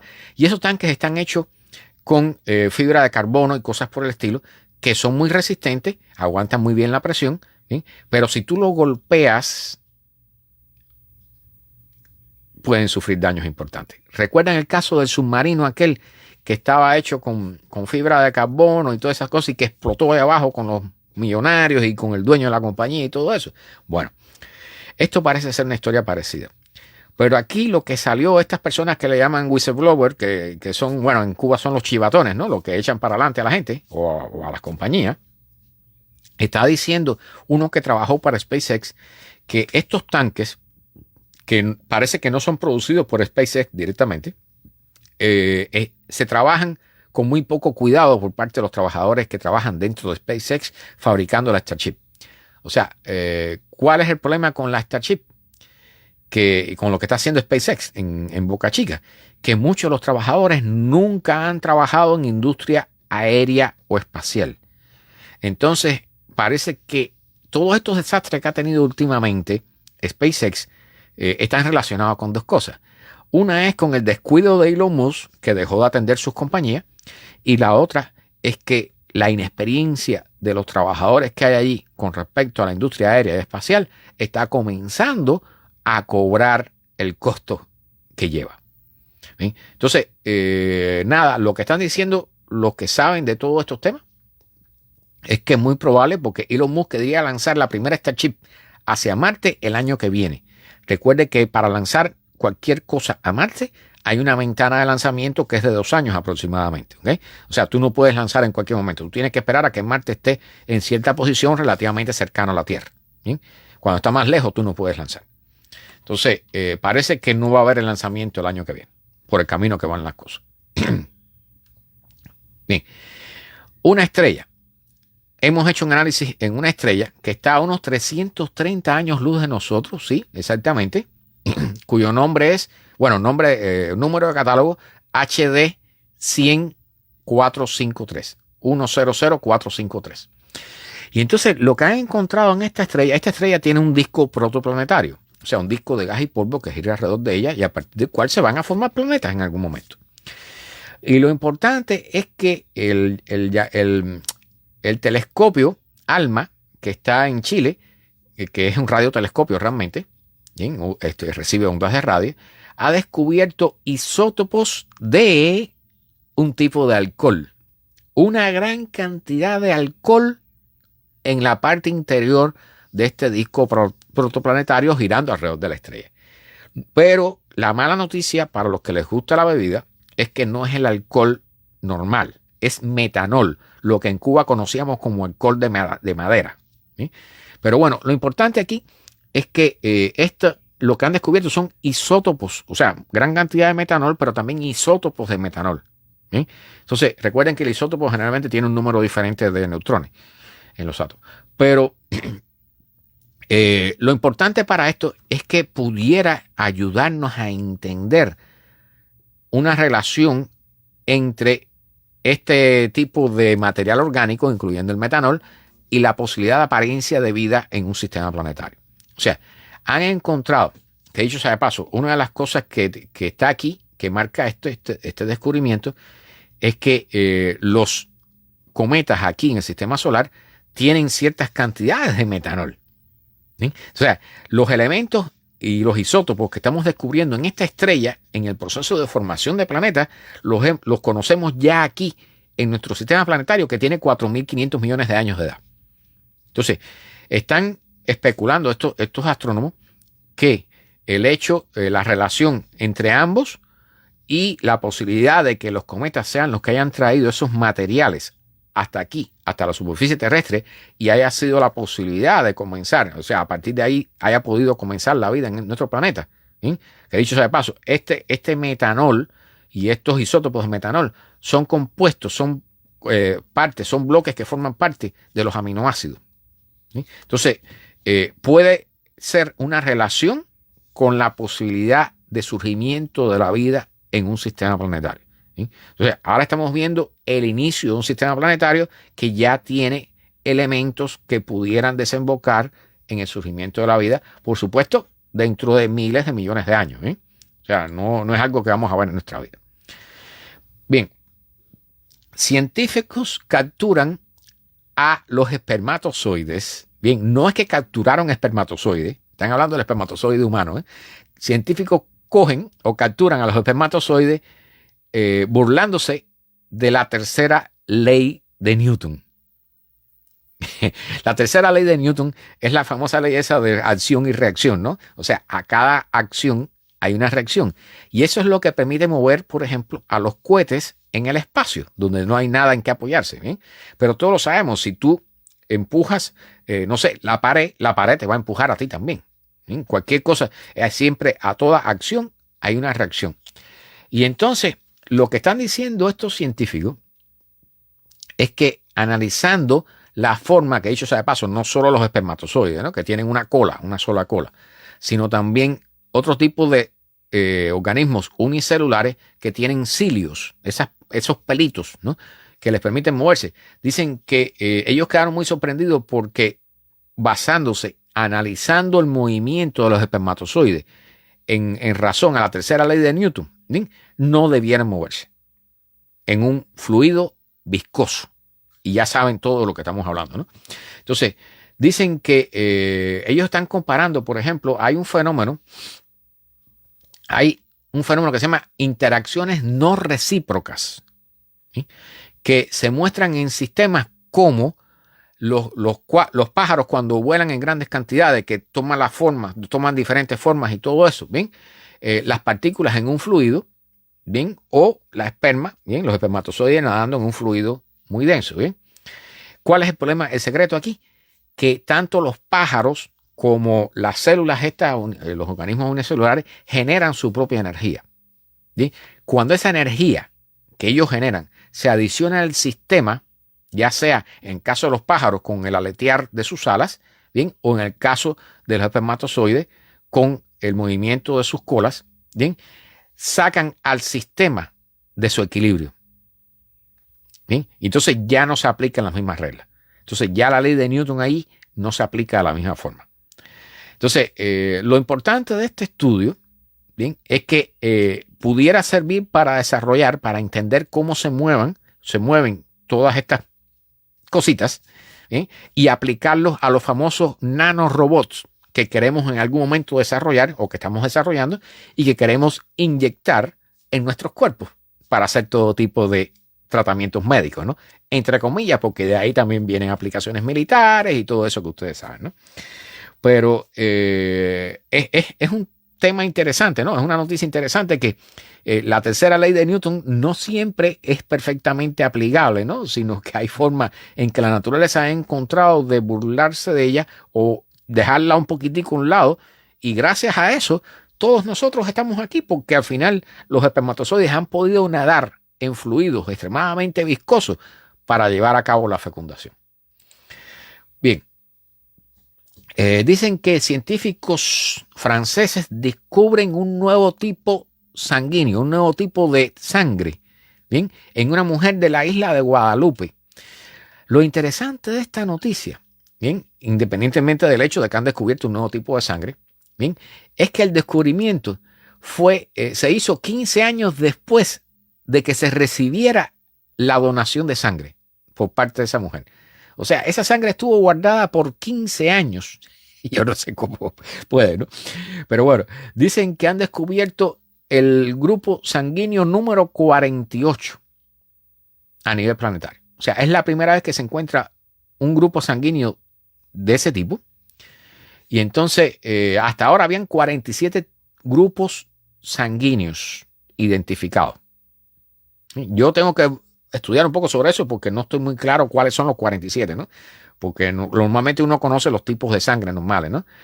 Pero entonces dicen que finalmente en el año 2019 consiguieron identificar, porque la muestra de sangre, la primera identificación de un anticuerpo raro en esta muestra de sangre vino en el 2011.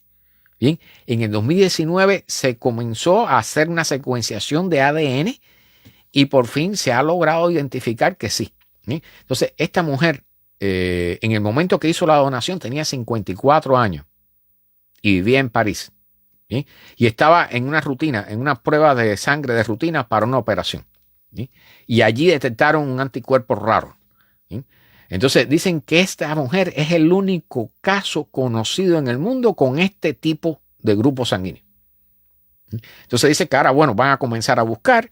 Que dicho sea de paso, esta mujer tenía esta mutación en la sangre porque la heredó a la misma vez de su padre y de su madre. O sea, esa mutación estaba presente tanto en su padre como en su madre. Miren qué cosa más rara, ¿no? O sea, hay que ver cómo es que se conocieron, si no hubo algún tipo de atracción sanguínea entre ellos, ¿no?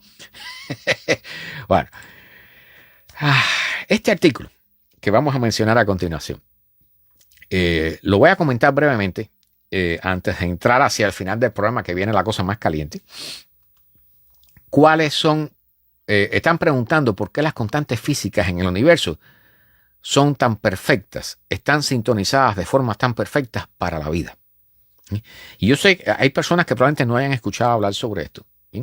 Pero hay muchos, o sea, la gran mayoría de las constantes universales, ¿sí?, parecen sintonizadas de una forma que encajan exactamente para permitir la vida aquí en nuestro universo. ¿Sí? Recuerden que hasta ahora solo conocemos la vida aquí en la Tierra. ¿Sí? O sea, este único tipo de vida que conocemos. Pero lo importante de esto es que hay ciertas constantes físicas que conllevan a que el universo funcione en la forma que está funcionando, que al final asegura el surgimiento de organismos vivos y, bueno, nosotros con nuestra conciencia. ¿Sí? Entonces, aquí entra, por supuesto, algo que tiende a confundir a las personas y que no me gusta mucho tocar porque es confuso de por sí. ¿Sí?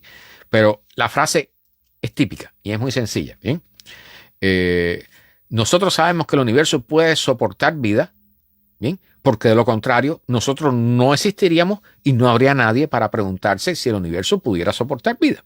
¿Bien? Entonces, aquí hay algo que se llama el principio antrópico, que es la idea muy sencilla, ¿no? Es esa idea de que existimos, o sea, nos podemos preguntar por qué existimos, simple y llanamente, ¿no? Y parece una redundancia y una cosa sin sentido, pero es así. O sea, tenemos la capacidad, en este universo hay alguien que puede preguntar por qué hay vida, porque sencillamente hay alguien vivo para hacerlo. ¿Sí? Entonces, es un poco complicado. Yo al final le pregunté, porque el artículo estaba detrás de una pared de pavo, ¿sí? Y no puedo leerlo por completo, pero la cosa es que hay ciertas constantes, incluyendo la constante de fina, que le llaman, están muy bien sintonizadas. Y las propuestas para explicar por qué es así, ¿sí? Son varias. ¿Bien? Una es el principio antrópico, que ya mencionamos. La otra es la teoría del multiverso. O sea, que hay muchos universos, hay infinitos números de universos, y cuando hay un infinito número de algo, bien, siempre hay posibilidades para que cualquier cosa surja. Entonces, cuando tienes un número infinito de universos, hay un universo tarde o temprano donde las constantes físicas van a encajar perfectamente para que exista vida en la forma que nosotros la conocemos. ¿Sí? Eso implicaría que allá afuera hay un montón de universos donde no puede haber vida porque las constantes físicas son diferentes. ¿Sí? El problema es que, por ejemplo, la constante de la carga del electrón o de la relación entre la masa del protón y el electrón y cosas por el estilo, ¿bien? Son, si cambian un poquitito nada más, ya los átomos no existirían en la forma que nosotros los conocemos. Y no pudiera existir la vida. Y dicho sea de paso, tampoco existiría el universo así como nosotros lo conocemos. O sea, sería una cosa totalmente diferente. O sea, no habría estrellas, no habría planetas, no habría galaxias, etcétera, etcétera, etcétera. ¿Bien? La materia sería otra cosa, si es que existiera. Entonces, las explicaciones, bueno, ya saben, nosotros estamos tratando de tirar piedras todavía a estas alturas, porque si no tenemos la definición de conciencia, no tenemos la definición de vida, todavía no podemos, vamos a decir, explicarnos cómo es que la vida surgió en este universo, incluyendo en el planeta, y de ahí extendiéndose al universo. Estamos totalmente confundidos, ¿no? O sea, al final nos hemos acercado, hemos descubierto muchas cosas, pero es muy probable incluso que aquí en la Tierra nunca lleguemos a saber cómo es que surgió la vida. Radamés me está haciendo una pregunta y aquí tengo 2 o 3 artículos más adelante del tema del telescopio Vera Rubin. Exactamente. Vamos a hablar sobre eso, Radamés. Precisamente preparé algo al respecto. Bien. Un cometa no es el cometa más grande, pero hace ya un par de años atrás que estamos hablando sobre esto, el descubrimiento de un cometa de tamaño récord. ¿Bien? Este cometa se llama C2014, o sea, se descubrió en el año 2014, UN271, Bernardinelli-Bernstein. Son las 2 personas, los 2 astrónomos que lo descubrieron, ¿no? Es un cometa que viene directo de la nube de Oort, que es una gran nube de restos de formación del sistema solar que está casi a un año luz de nosotros. ¿Bien? Y entonces es el cometa más grande que hemos detectado proveniendo de ella. Tiene 137 kilómetros de ancho, o sea, 85 millas. Es 14 veces más grande que el asteroide que mató a los dinosaurios, supuestamente, ¿no? El que extinguió a los dinosaurios. Entonces, no tienen que preocuparse, no va a chocar con la Tierra, no va a llegar más cerca de nosotros que la distancia que tiene Saturno, o sea, va a quedar bastante lejos. Su mayor acercamiento va a ser el 29 de enero del 2031. ¿Sí? Y para aquellos que están esperando ver un cometa muy bonito con cola y todo, se los digo, se van a quedar con las ganas. O sea, la máxima magnitud que va a adquirir va a ser 14, lo cual quiere decir que va a ser totalmente invisible, incluso para los telescopios aficionados. ¿sí? Ahora, el telescopio James Webb y otros radiotelescopios han estado enfocándolo de vez en cuando y ya están logrando determinar, ver el surgimiento de una coma, o sea, lo que es la cabeza del cometa, que es una gran cantidad de gases que lo rodean, y de unas eyecciones que en el futuro formarán la cola del cometa. ¿Sí? Que dicho sea de paso, las analizaron con espectroscopía y encontraron que en su mayoría eran monóxido de carbono, un gas, ¿sí? O sea, lo que forma el hielo seco, ¿no? Se puede decir que es hielo seco. Bueno, brevemente, porque estas cosas, y aquí vamos entrando en el final de la charla, cosas raras, esta parte final se pudiera llamar cosas raras que nos está haciendo llegar la astronomía. ¿Bien? Una de ellas es una nueva teoría sobre el tiempo. Esta nueva teoría propone que el tiempo tiene 3 dimensiones. Escuchen esto, y contando con el espacio como un efecto secundario. O sea, hasta ahora la teoría de Einstein nos planteaba que el espacio-tiempo, que no por gusto los unió a ambos, ¿no? El espacio tenía 3 dimensiones y el tiempo era la 4ª dimensión. O sea, el espacio-tiempo. ¿Sí? Eso es lo que planteó Einstein. Bueno, esta idea dice que el tiempo es la base de todo. Y para que lo podamos entender, la explicación que dan aquí es pensar en un cuadro. Y entonces la tela, que es la base del cuadro, sería el tiempo con 3 dimensiones. Y entonces el espacio estaría como la acuarela o el óleo que se pinta encima del cuadro. ¿Sí? Esta es una idea de un científico de la Universidad de Alaska. Entonces, dice que plantea él que el tiempo, y para entender esto, que yo sé que cuesta trabajo, que el tiempo pudiera tener 3 dimensiones. ¿Cómo sería eso? Bueno, pues que si tú te estuvieras moviendo en el tiempo hacia adelante, en algún momento hubiera otra dimensión del tiempo que atravesaría en ángulo de 90 grados, o sea, de forma perpendicular al camino que lleva tu tiempo, tu línea de tiempo. Y eso quiere decir que tú pudieras explorar hacia un lado o hacia el otro universos o líneas de tiempo alternativas. ¿Sí? Y eso sin avanzar hacia el futuro. ¿Sí? Entonces, es un tema complicado. Me imagino que debe ser complicado hasta para el que lo creó. ¿Bien? Y yo les digo, estoy viendo cosas, y aquí vamos a terminar con eso. Precisamente le voy a dedicar un tiempo a eso al final, porque estoy viendo que la famosa crisis, no ya solo de la cosmología, sino también de la física, está allí, no al doblar de la esquina, sino que la tenemos encima, ¿no? O sea, esta idea de un tiempo de 3 dimensiones y que es la base de todo en el universo, no hace mucho hablamos de un estudio que decía lo contrario, ¿no? Que el tiempo era solamente un reflejo de una consecuencia de ciertas acciones de la cuántica, de las leyes cuánticas y un montón de cosas más, ¿no?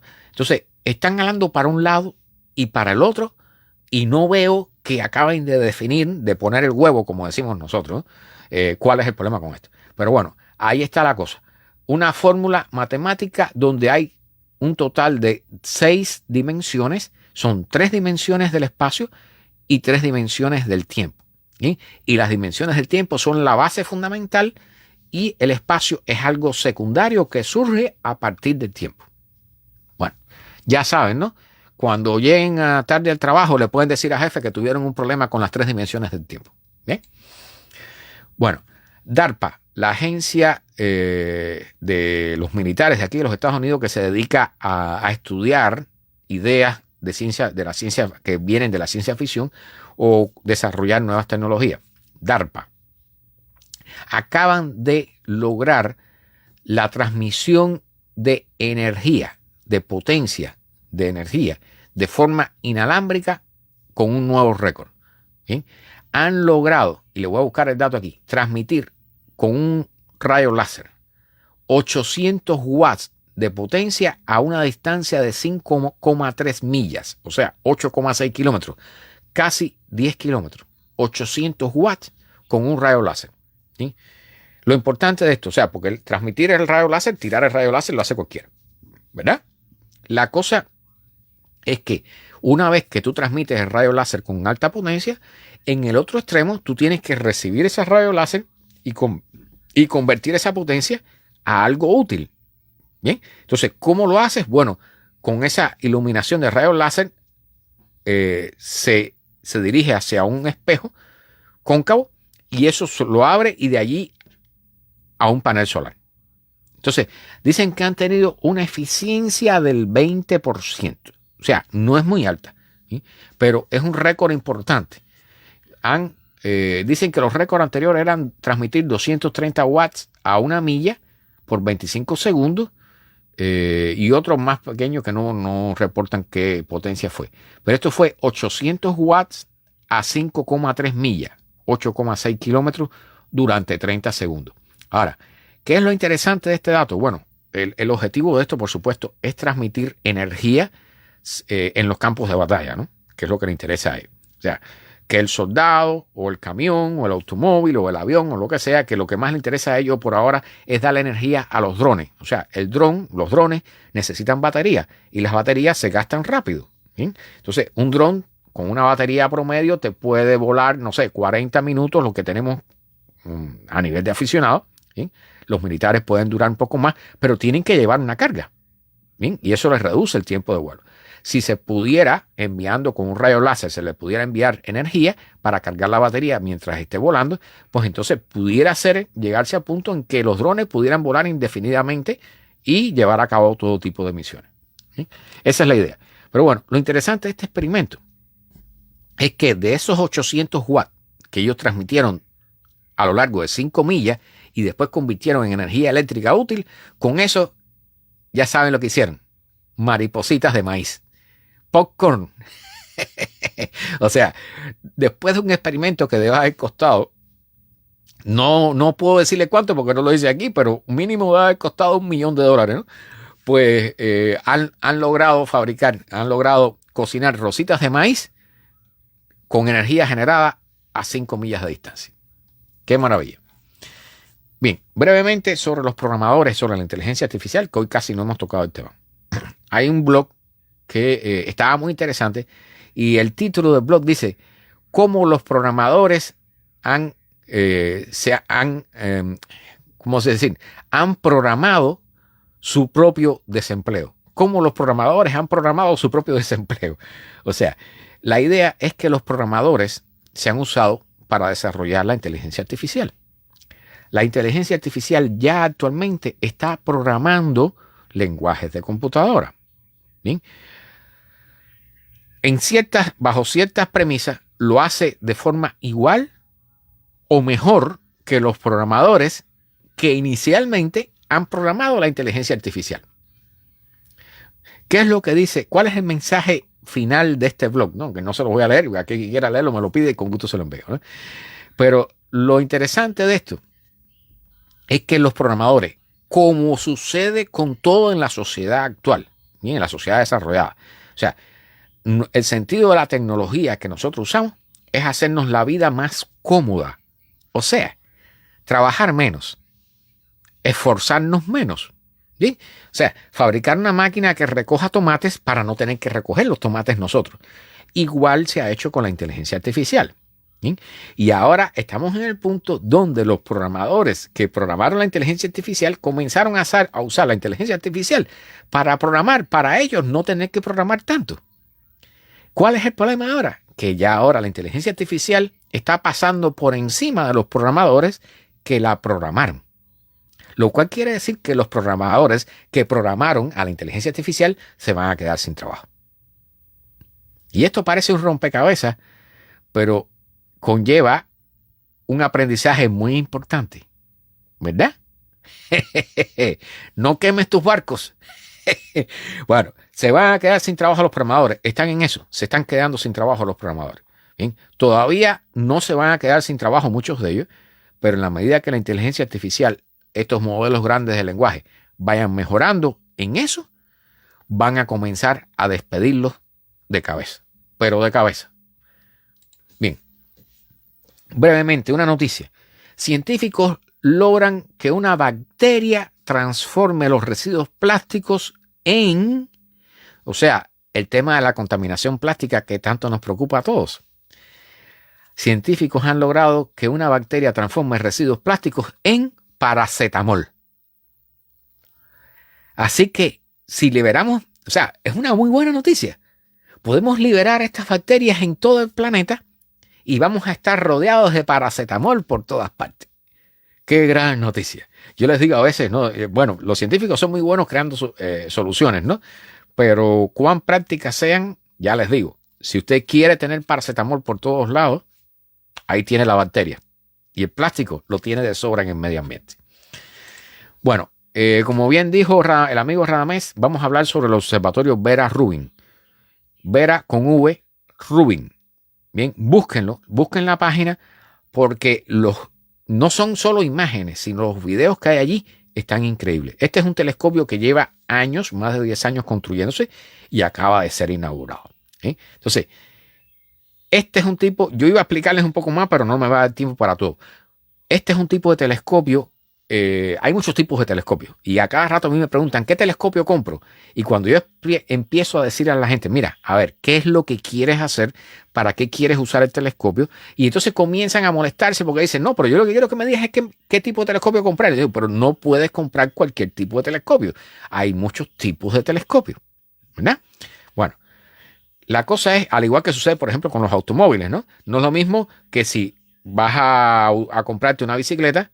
Bien, puedes comprarte un automóvil, pero hay un automóvil que es un sedán, hay un SUV, hay un automóvil más grande, hay un camión, un ómnibus. Tienes que definir qué es qué uso le vas a dar para saber qué vas a comprar.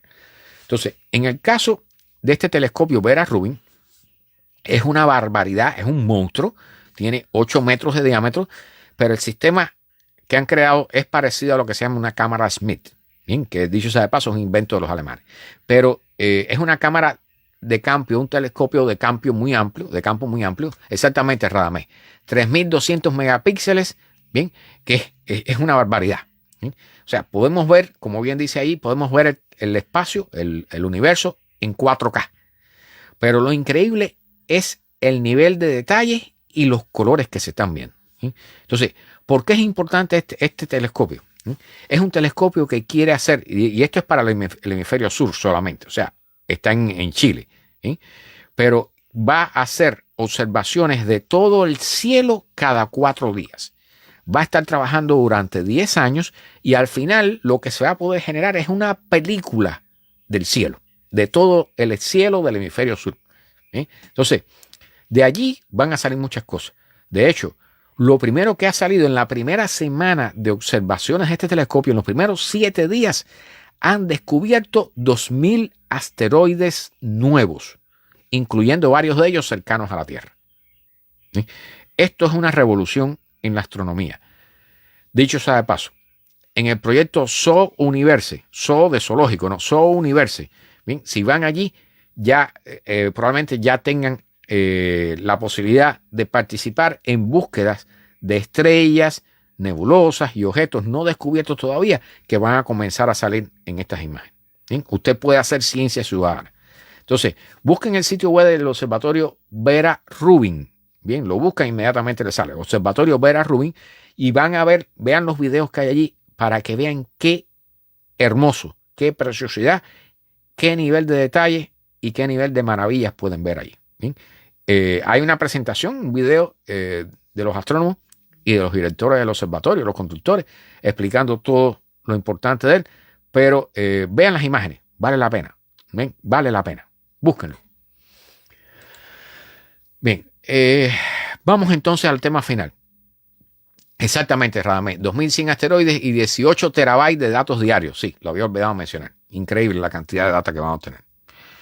Bueno, vamos a hablar sobre los problemas que estamos enfrentando con la cosmología. O sea, recuerden que la cosmología es la ciencia que estudia, es la parte de la astronomía que estudia el origen, evolución y muerte de nuestro universo. ¿Bien? Bueno, hay varios problemas con la cosmología. Y uno de ellos es que no hay una forma fácil de salir del problema que tiene la cosmología actualmente. ¿Sí? Aquí vamos a hablar de algo que yo no conocía, que es la tensión del parámetro S8, una S mayúscula con un número 8 pequeño. Bien, entonces, ¿qué es lo que mide este parámetro, S8? ¿Sí? En inglés se le dice cumpliness, o sea, los grumos, la cantidad, la forma en que se acumula la materia en el universo. ¿Bien? Por ejemplo, en nuestro sistema solar la mayor parte de la materia está en el Sol. ¿Sí? Pero cuando tú vas a un nivel más alto, Manuel, busca Vera Rubin, así mismo, Vera Rubin, Vera con V. Vera, o sea, V-E-R-A. No es Vela, es Vera, con R. Vera separado Rubin con N al final. Bien, observatorio, y te va a salir. Bueno, la cosa es que la tensión S8, este parámetro S8 tiene una tensión, al igual que la tensión del parámetro de Hubble, que hemos mencionado aquí otras veces, y que les voy a explicar porque yo sé que no tienen por qué aprendérselo. ¿Bien? Hay un problema con las mediciones de la acumulación, de la distribución de materia en el universo. Cuando se mide de una forma, contando las galaxias y esas cosas, ¿bien? Da un resultado. Y cuando se mide con lo que se llama la radiación relicta de fondo, ¿bien? Da otro resultado diferente. Entonces, a esos resultados que dan diferentes se llama tensiones. Alfonso, sí, gracias Radamés. Ahí está en los comentarios. Manuel, ahí lo puedes copiar en los comentarios. Bueno, la cosa es que hay varias tensiones en la astronomía, particularmente en la cosmología, que nos están diciendo que hay algo que no encaja con el modelo cosmológico que tenemos cuando se aplica a lo que estamos midiendo en el universo. Y eso es preocupante. ¿Sí? Es una mala noticia, pero a la vez es una buena noticia. Para la ciencia, cualquier problema que surja es una oportunidad de encontrar una respuesta, de descubrir algo nuevo, ¿verdad? Pero esta tensión que hay en el parámetro S8, o sea, en la grumosidad del universo, ¿sí? Se suma a la tensión del parámetro de Hubble, que no es otra cosa que la expansión, la velocidad de expansión del universo, ¿sí? La aceleración de la expansión del universo. Entonces, cuando se mezclan estas cosas, y por aquí se mezcla otro descubrimiento, y aquí vamos a mencionar 2 o 3 cosas importantes, de que la radiación cósmica de fondo, que es la famosa CMB, ¿sí? Que actualmente se mide en ondas de radio, ¿no? Se mide, creo que era 2K, creo que es la temperatura actual que tiene. Bueno, lo importante de eso es que hay una posible explicación alternativa que ha surgido para la radiación cósmica de fondo. La radiación cósmica de fondo se asume que es una de las pruebas del Big Bang. ¿Sí? Es algo que debe haber surgido 380.000 años después de la famosa explosión del Big Bang, y eso se ha ido expandiendo y se ha ido enfriando y lo hemos podido detectar actualmente con radiotelescopios. ¿Sí? Y la teoría cosmológica, el modelo estándar, predice su surgimiento y por tanto es parte del soporte del Big Bang, de la teoría del Big Bang. Bueno, ahora aparece una explicación alternativa para eso. O sea, el telescopio James Webb, que está tratando de descubrir las galaxias lo más cercanas posible, las galaxias más viejas, las galaxias más cercanas al momento del Big Bang, ¿sí? Ha descubierto una que mencionamos no hace mucho, por ahí está el nombre, que se llama MOM, no sé qué cosa, como mamá, ¿no? Pero son galaxias que esa está a 230 millones de años de edad de nuestro universo, y ya estamos descubriendo galaxias que aún no están confirmadas, pero que pudieran estar a 200 millones de años de edad de nuestro universo.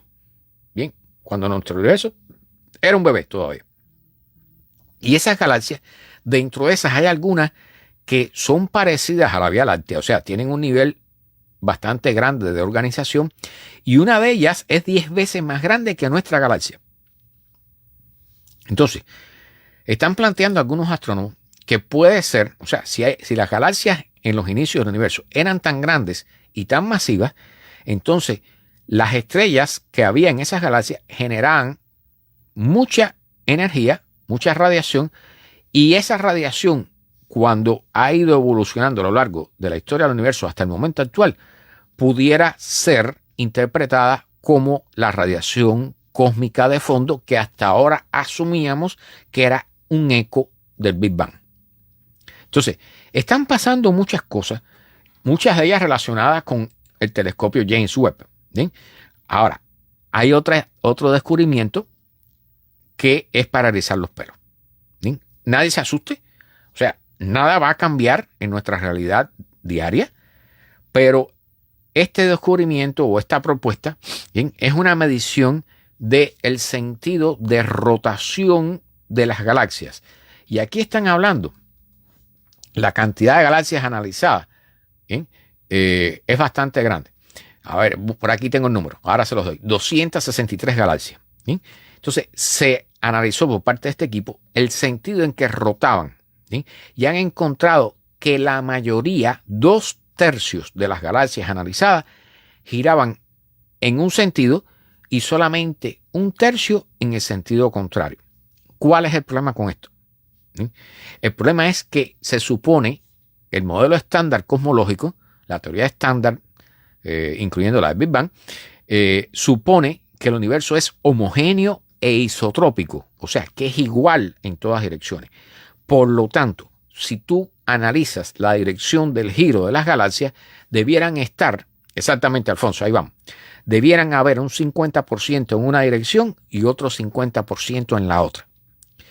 Cuando se obtiene este resultado, que es en realidad 2/3 en una dirección y solamente 1/3 en la otra, hay algo raro, pero muy raro.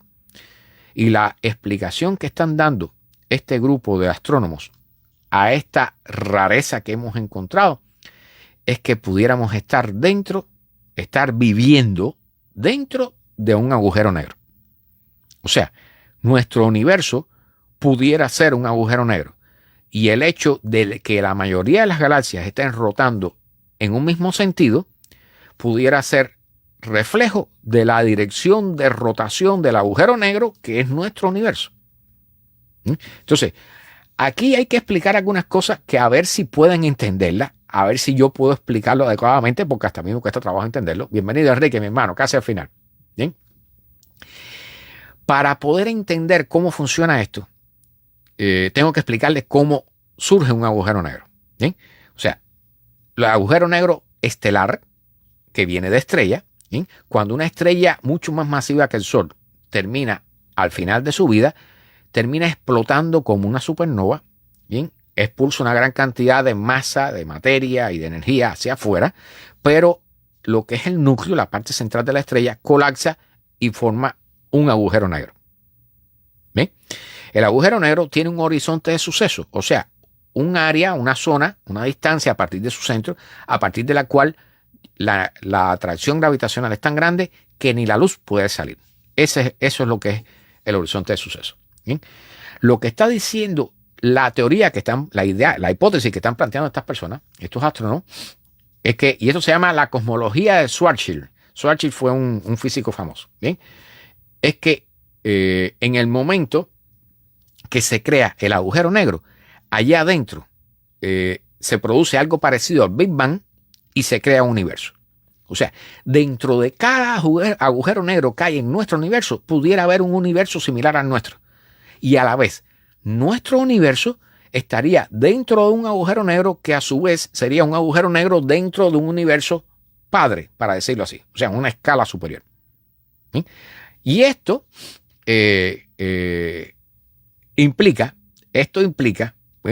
que pudiéramos estar, esta sería una cosmología que no tendría un inicio ni un final. ¿Ok? O sea, sería un ciclo continuo de formación de agujeros negros que a su vez generarían universos dentro de ellos. O sea, una cosa extremadamente rara y difícil de entender, pero que cambiaría por completo la idea que tenemos del universo. O sea, aquí hay varios puntos que están interrelacionándose y que están marcando la posibilidad de una crisis, del despegue de una crisis seria, tanto de la física como de la astronomía, particularmente de la cosmología, que pudiera cambiar toda nuestra idea sobre el universo. O sea, esto, por ejemplo, un ejemplo de esto similar pudiera ser en 1920, cuando el señor Edwin Hubble el astrónomo americano, norteamericano, cuyo nombre lleva el telescopio espacial Hubble, ¿bien? Que hasta ese momento nosotros conocíamos nuestra galaxia y habían unas nebulosas raras por ahí que no sabíamos qué cosa era, ¿bien? Y pensábamos que el universo era nuestra galaxia. Y entonces él, en sus estudios, descubrió que las otras nebulosas que veíamos eran galaxias similares a la nuestra, pero que estaban fuera de nuestra galaxia. Y en ese momento, 1920-21, nuestro descubrimiento llevó a la idea de que el universo era una cosa mucho más grande de lo que pensábamos hasta ese momento. O sea, el universo creció, pero no porque creciera el universo, sino porque creció nuestro conocimiento, nuestro entendimiento de él. ¿Bien? Bueno, pudiéramos estar en un momento similar. Pudiéramos estar en un momento de cambio radical de la idea de la cosmología, y dicho sea de paso, eso implicaría también cosas de la física. ¿Bien? ¿Qué es lo que me preocupa de esto? ¿Bien? Que estamos en un momento crítico de la humanidad. Les voy a poner un ejemplo. ¿Bien? Heisenberg, el señor que creó el principio de incertidumbre, entonces era un físico maravilloso, increíble. Una mente increíble. No solo él, habían varios otros también. Varios de ellos murieron en la Primera Guerra Mundial. Y uno de ellos estaba trabajando, haciendo cálculos de física y creando teorías, hipótesis en el campo de batalla, en el tiempo que tenía libre en el campo de batalla. Einstein tuvo que salir huyendo de Alemania en medio de la Segunda Guerra Mundial. ¿Bien? Ahora, estamos en un momento, y la charla pasada, del miércoles pasado, le mencioné los ciclos de Kondratiev, ¿sí? Que se supone que son cada una generación, aproximadamente cada 60 años. Ciclos económicos, ciclos de guerras y cosas por el estilo. ¿Sí? Y lo que me preocupa es que nosotros, ahora con todos los signos malos que hay, de incremento de vamos a decir, no guerra directamente todavía, pero sí de incremento de las fricciones entre las naciones y los seres humanos.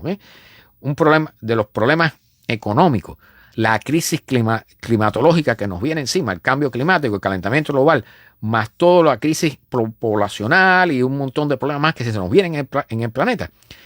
Y se nos va a sumar a eso un cambio, una crisis en el entendimiento del universo, que, dicho sea de paso, no sería nada raro comparado con lo que le acabé de contar que ocurrió en plena Segunda Guerra Mundial y en plena Primera Guerra Mundial. ¿Bien? ¿Qué es lo que nos falta? Ojalá que no lleguemos a la Tercera Guerra Mundial. ¿Okay? No es porque yo crea en nada ni nada por el estilo, ¿no? Les estoy diciendo que hay ciertas cosas que se están conectando y que no las veo muy claras y que no me gusta lo que estoy viendo. ¿Sí? Sería muy bueno, eso sí, tener una mejor idea del universo, perfectamente. Lo que no me gusta es que quizás esos ciclos de Kondratiev, con K, ¿sí? Que dicho sea de paso, hay especialistas y científicos que dicen que no creen en eso, que piensan que no están bien demostrados, pero no sé por qué me está llamando mucho la atención el camino por el que van. Vamos a dejarlo aquí. Julieta, bienvenida. Buenas noches. Casi al final. Bien. Gracias por estar por acá. Gracias a todos por los likes, por los corazoncitos. Espero que les hayan interesado las cosas que hemos tratado de comunicar hoy, que sé que este último tema es un poco difícil y un poco fuerte. Bien. Pero que no deja de ser interesante, como todo en la ciencia. Gracias por acompañarme en este viaje que hacemos todos los miércoles durante 2 horas, que trato que sean 2 horas, me cuesta trabajo a veces ajustarlo, pero aquí estamos. Y les agradezco a todos si por favor pueden compartir, es lo único que yo les pido siempre. Recuerden que todas estas transmisiones se quedan aquí en Facebook durante 30 días, porque Facebook cambió la política, ya no es permanente, pero están permanentemente en Spotify, las pueden escuchar en forma de podcast. Esta noche yo lo subo, es parte del trabajo que tengo. También están en mi canal personal de YouTube, en YouTube, Astro Heredero, lo buscan y están allí en forma de podcast. Y también están en nuestra emisora de radio, Radio Ciencia 21, Radio Ciencia 21. La buscan en Google y esa emisora está transmitiendo online las 24 horas, tanto todos estos programas de los miércoles como también los que hacemos los domingos sobre la crisis climática. Voy a tratar después de analizar, recuerde, todo aquel que esté interesado en alguno de los enlaces, recuérdemelo, porque yo termino, ahora tengo que ponerme a procesar el audio y todo eso. Bien, Radamés, recuérdamelo, bien, para pasarte los enlaces. Y todo aquel que esté interesado en algo, me envía un mensaje como le llaman PM, un mensaje personal, y con gusto le hago llegar todos estos enlaces en los que estén interesados. Bien, si pueden compartir, una vez más se lo pido. Gracias por los likes, por los corazoncitos, gracias por participar, por acompañarme en este espacio, y nos vemos el domingo a las 8 de la noche acá en Facebook para continuar hablando, digo, sobre la crisis climática, que como siempre vienen cosas calientes. Buenas noches y que descansen.